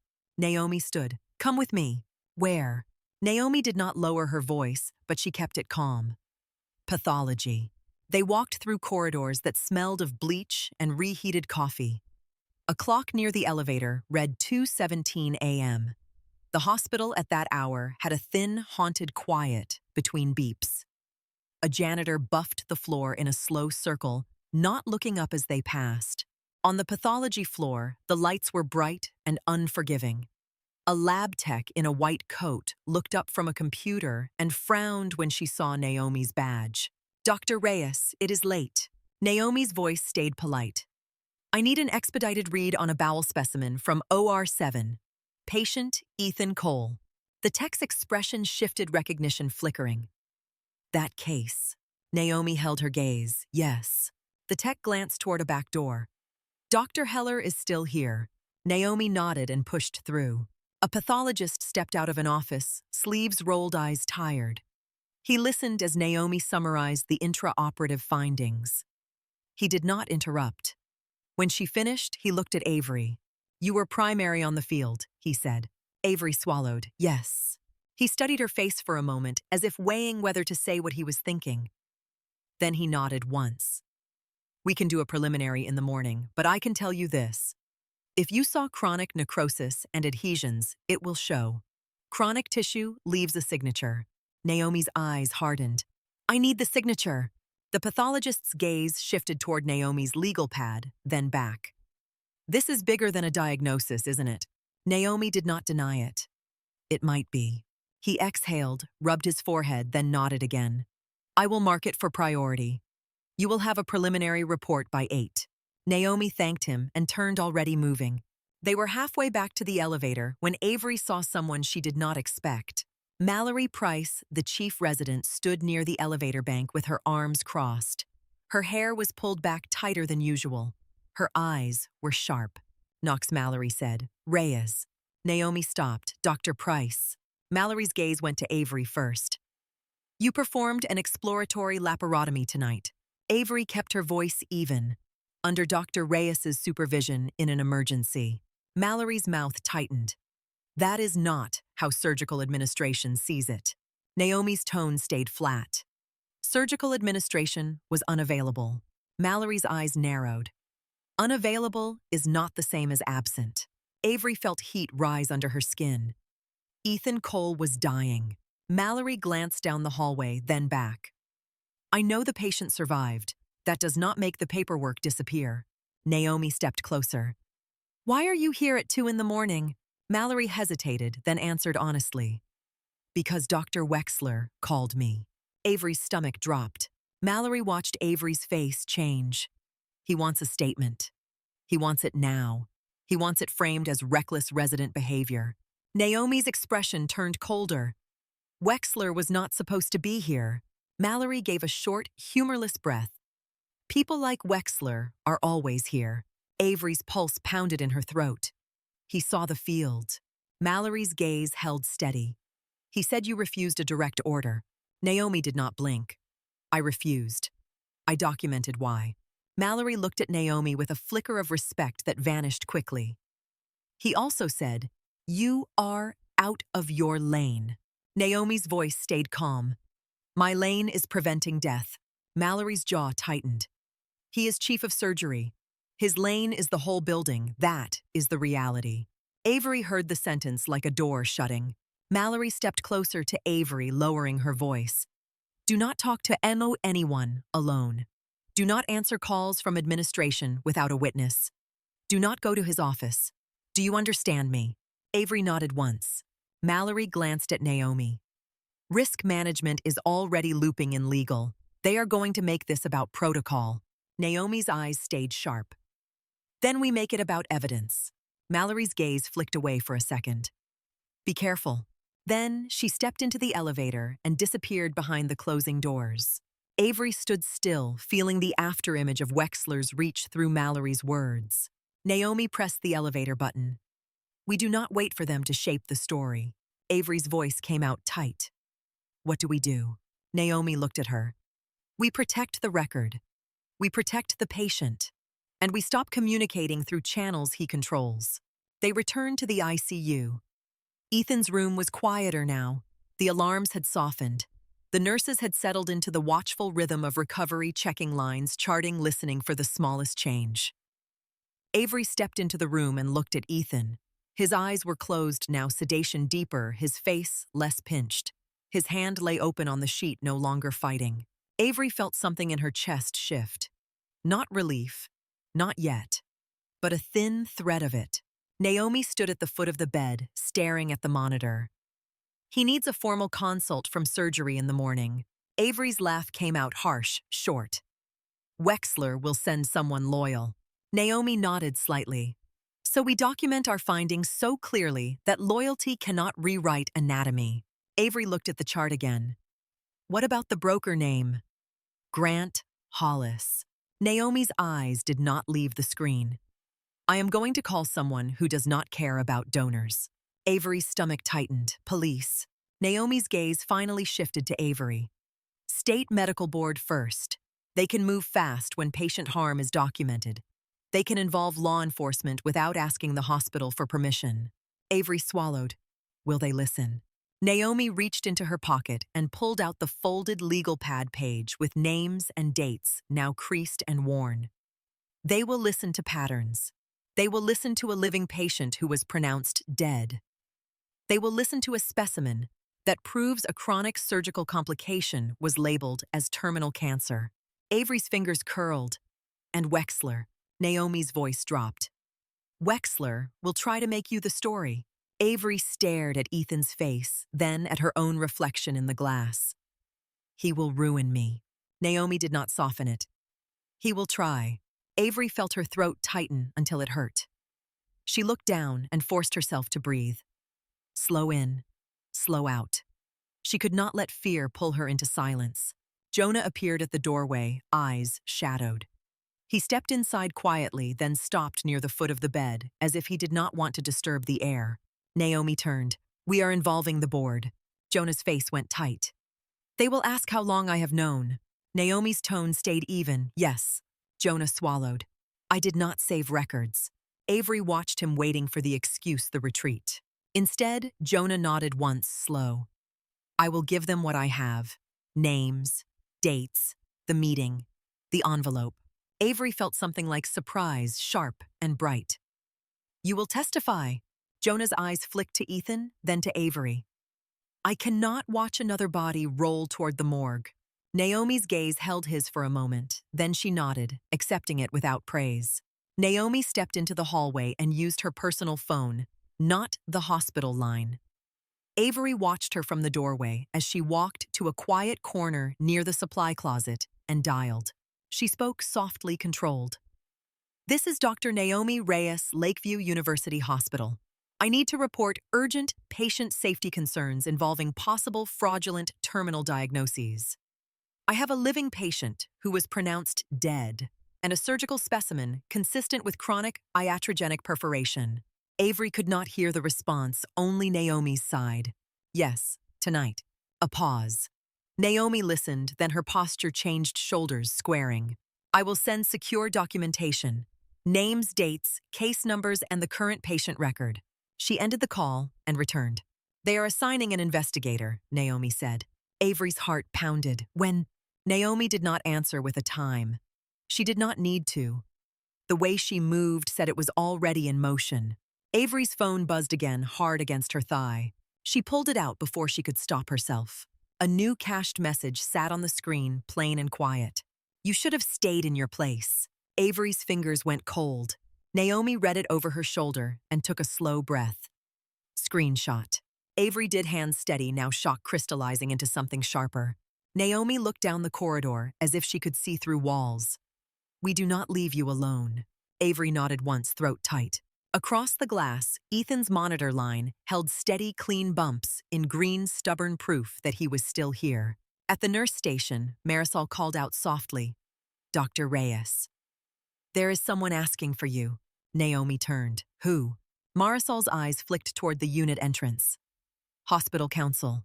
Hospital counsel arrived with the kind of calm that belonged in a courtroom, not an ICU.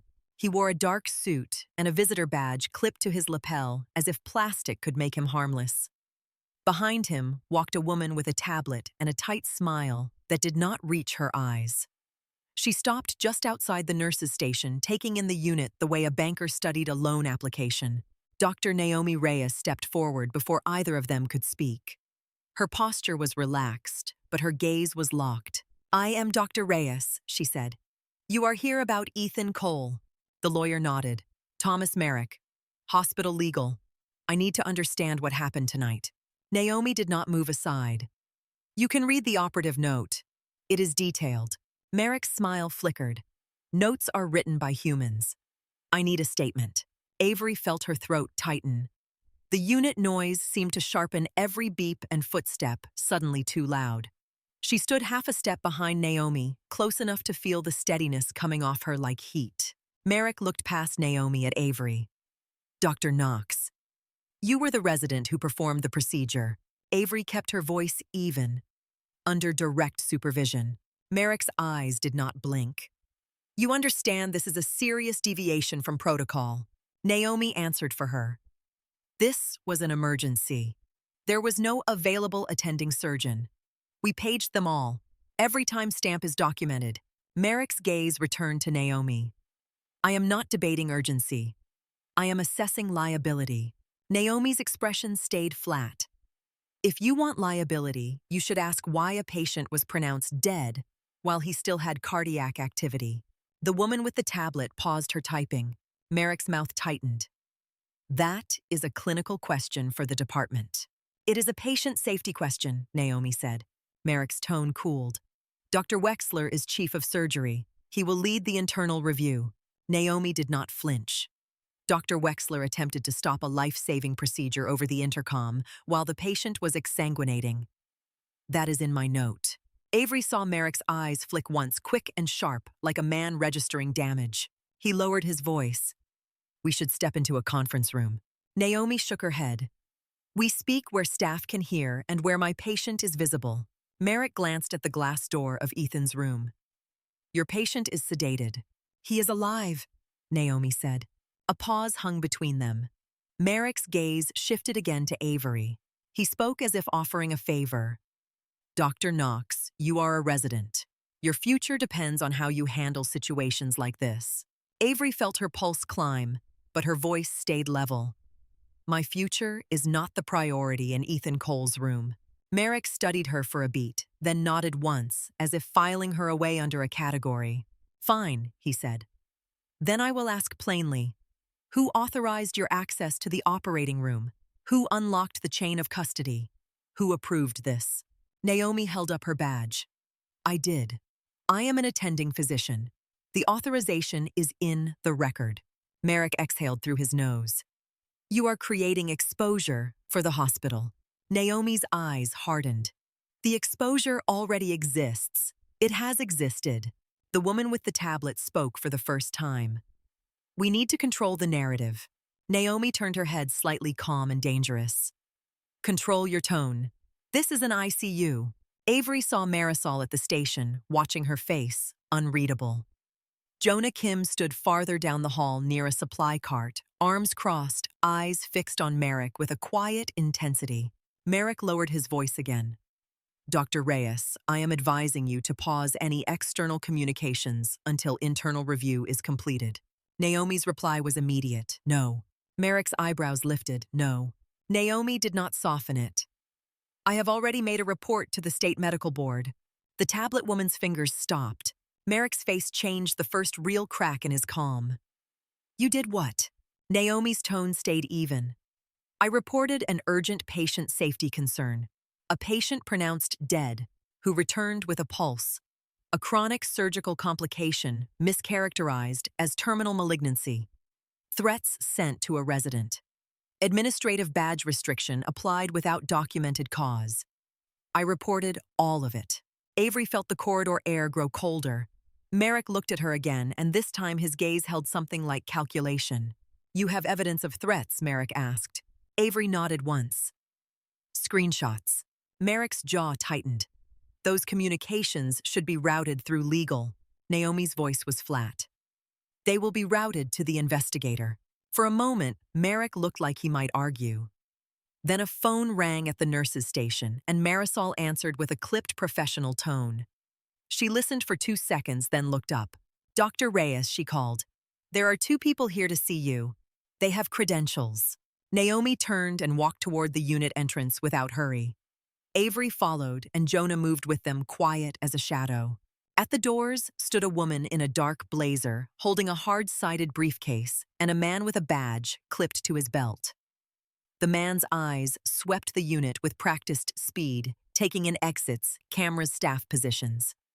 The woman's gaze went straight to Naomi's face. "Dr. Naomi Reyes," she said. Naomi nodded, yes.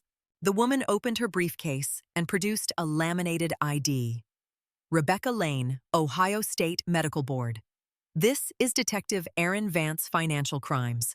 Detective Vance nodded once. "We are here because you made a report." Merrick stepped forward, the lawyer, instinct rising. "I am Thomas Merrick, Hospital Counsel. Any interviews should be coordinated through my office." Rebecca Lane looked at him politely. "You can coordinate your own statements. We will speak with the clinicians first." Merrick's smile tightened. "With respect, this is a hospital matter." Rebecca's voice stayed calm. "It is a license matter, and potentially a criminal matter." Avery felt her chest tighten.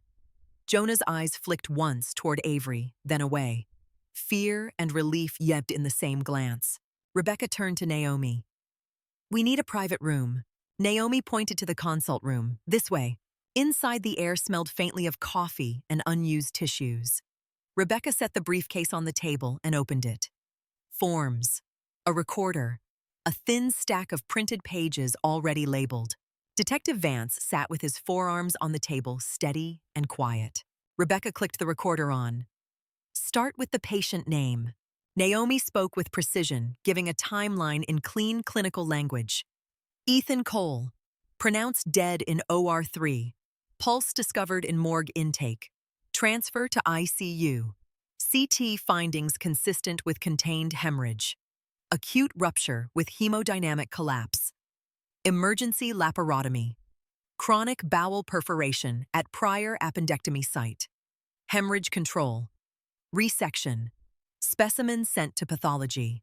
Rebecca listened without interruption, only marking timestamps with a pen. Detective Vance asked the next question. "Who pronounced him dead?" Naomi's eyes did not shift. "Dr. Silas Wexler." Rebecca wrote the name once, then underlined it. Detective Vance looked at Avery. "Dr. Knox, you were removed from the room before the pronouncement." Avery nodded. "I was ordered out." "Why?" "I suggested an alternate approach to control bleeding," Avery said. Dr. Wexler did not want input. Rebecca's gaze sharpened.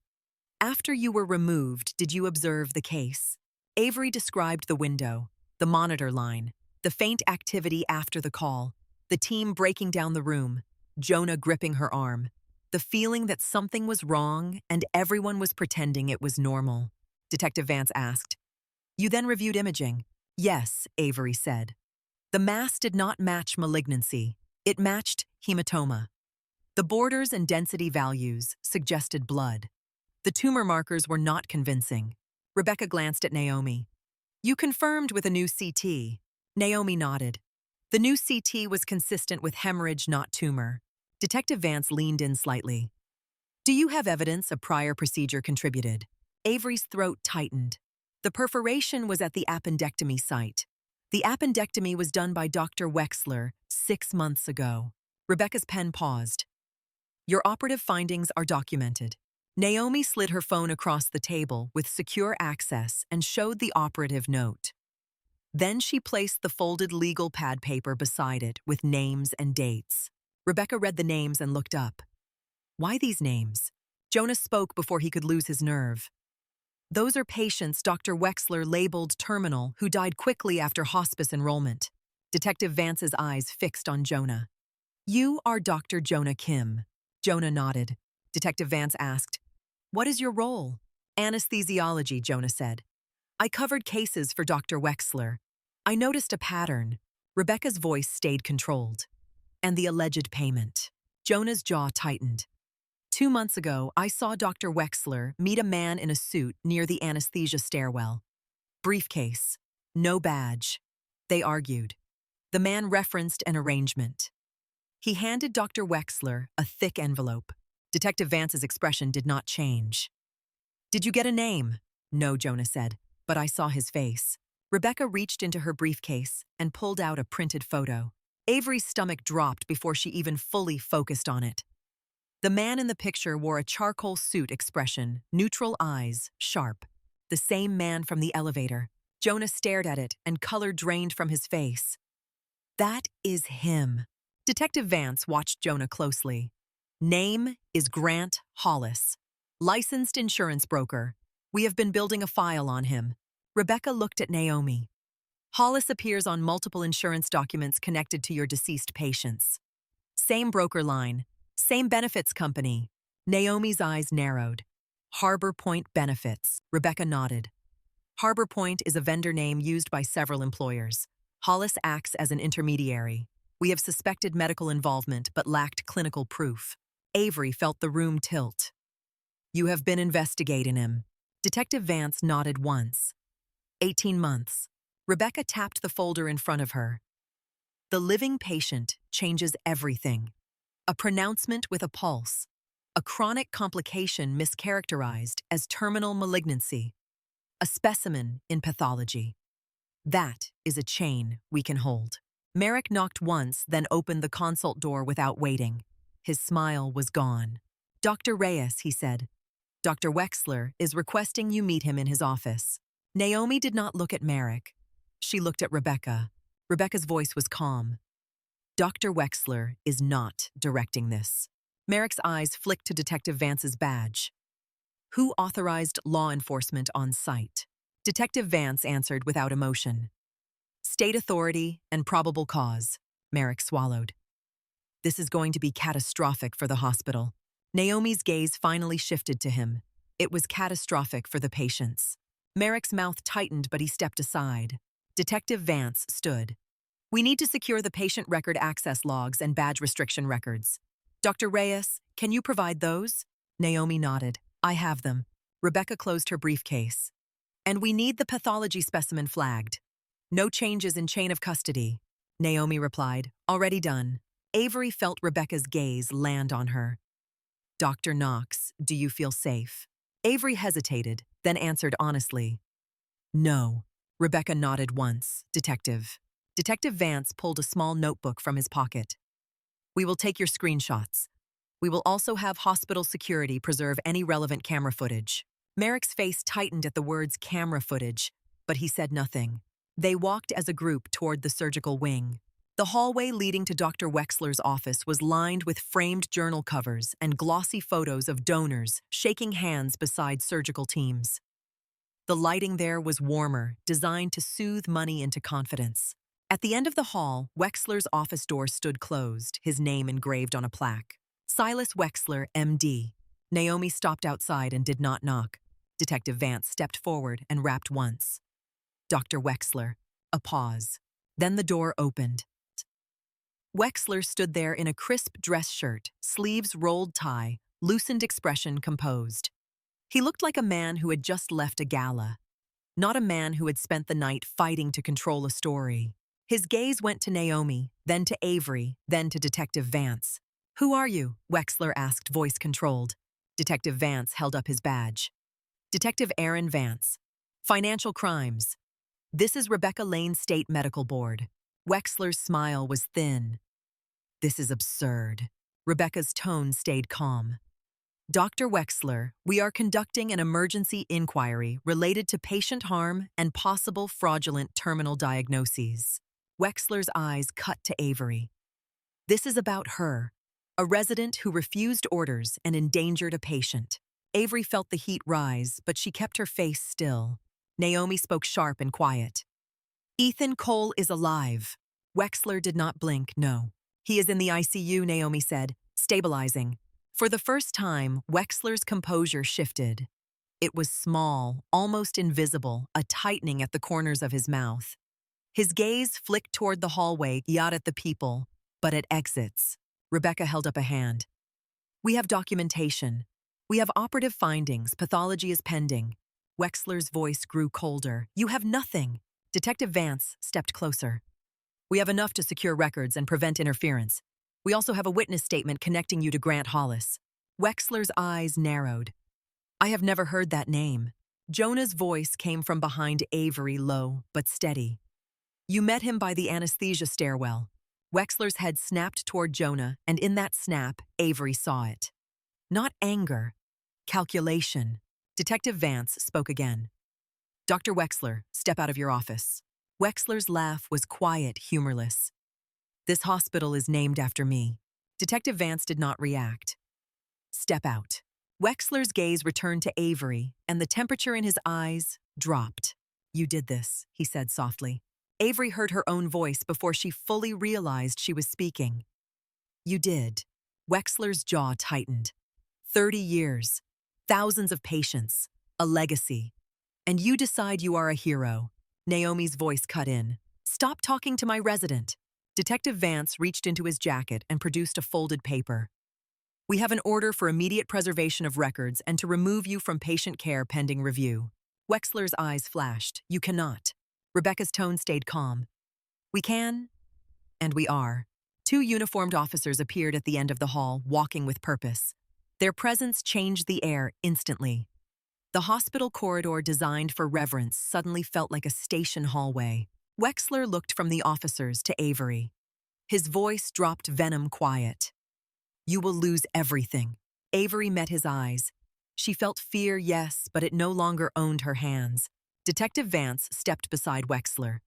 Dr. Wexler, place your hands behind your back. Wexler's mouth tightened. On what charge? Detective Vance did not raise his voice. Obstruction, witness, intimidation, and pending fraud-related charges based on active investigation. The officers moved in. Metal clicked. Handcuffs. Wexler's face stayed composed as they secured his wrists, but his eyes stayed locked on Avery, with a fury that felt personal, as if he believed she had stolen something that belonged to him. As they led him down the hall, staff stepped out of doorways and froze, watching. A nurse pressed a hand to her mouth. A resident stared with wide eyes. Wexler's voice carried once sharp and controlled. You are destroying this hospital. Naomi answered without looking at him. No. We are stopping you from destroying people. The officers guided him around the corner and out of sight. Avery stood still, feeling her heartbeat in her throat. Jonah exhaled hard, as if his lungs had been locked for months, and finally released. Rebecca turned to Avery. We are going to need your phone screenshots. We will also need you to provide a written statement about the messages. Avery nodded, hands steady. Detective Vance looked at Naomi. We will also need the Hollis connection documents, broker forms, payout patterns. Naomi nodded once. I have the scanned forms with his name. Merrick lingered behind them, pale, as if he had just watched a building crack at its foundation. Back in the ICU, morning light began to thin the darkness at the windows. Ethan Cole lay on his back, still intubated but stable. His monitor line rolled on with clean green peaks. When Avery stepped into the room, Marisol looked up and gave a small nod. He is holding, Marisol said quietly. Better than holding. He is improving. Avery moved closer, eyes on Ethan's face. Even sedated, he looked less like a man drowning. More like a man who might someday wake up and ask what happened and be able to hear the answer. Naomi stood beside Avery, arms folded, eyes on the monitor. Pathology will confirm chronic perforation and inflammation. Avery nodded, voice low. It will show the timeline. Naomi glanced at her. Your hands saved him. Your documentation will protect what your hands did. Later that morning, after a preliminary pathology report arrived with the words, chronic perforation and necrosis and inflammatory changes, the medical board investigator took the specimen details, signed the chain of custody, and left with Detective Vance. Jonah gave his statement, voice steady, face exhausted. By afternoon, hospital administration issued a sterile email about leadership transitions in the surgical department. It did not mention handcuffs.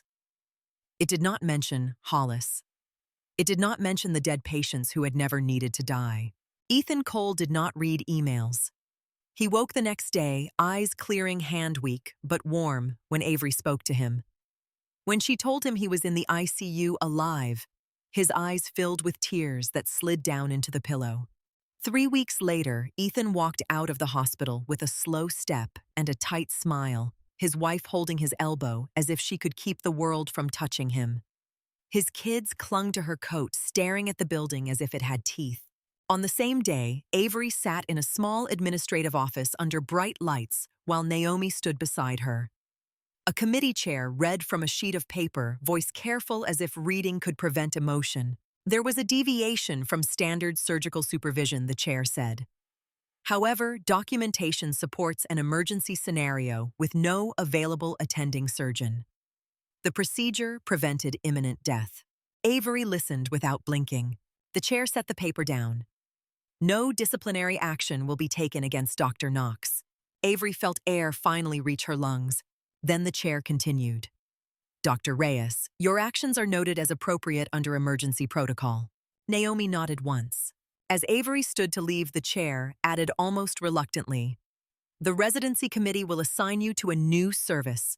And Dr. Knox, effective immediately. You will be placed on an accelerated track with direct mentorship from senior faculty. Avery did not smile. Not yet. She just nodded because her body still remembered the feeling of blood pouring into a surgical field and a voice over the intercom telling her to stop. Outside the office, Naomi looked at her. Go see your patient. Avery went. Ethan was in a step-down unit by then, breathing on his own color back in his face, a healing line of staples down his abdomen. When he saw Avery, his eyes softened. He could speak now, voice rough but real. You were the one in the room. Avery nodded, yes. He swallowed and his eyes glistened. Thank you. Avery felt the words hit the place in her chest where fear used to live. She nodded again because words felt too small. Before you go, I would love to know where you are watching from. Drop your city or country in the comments. And if you want more stories like this, hit like, subscribe, and share it with someone who loves a tense hospital thriller.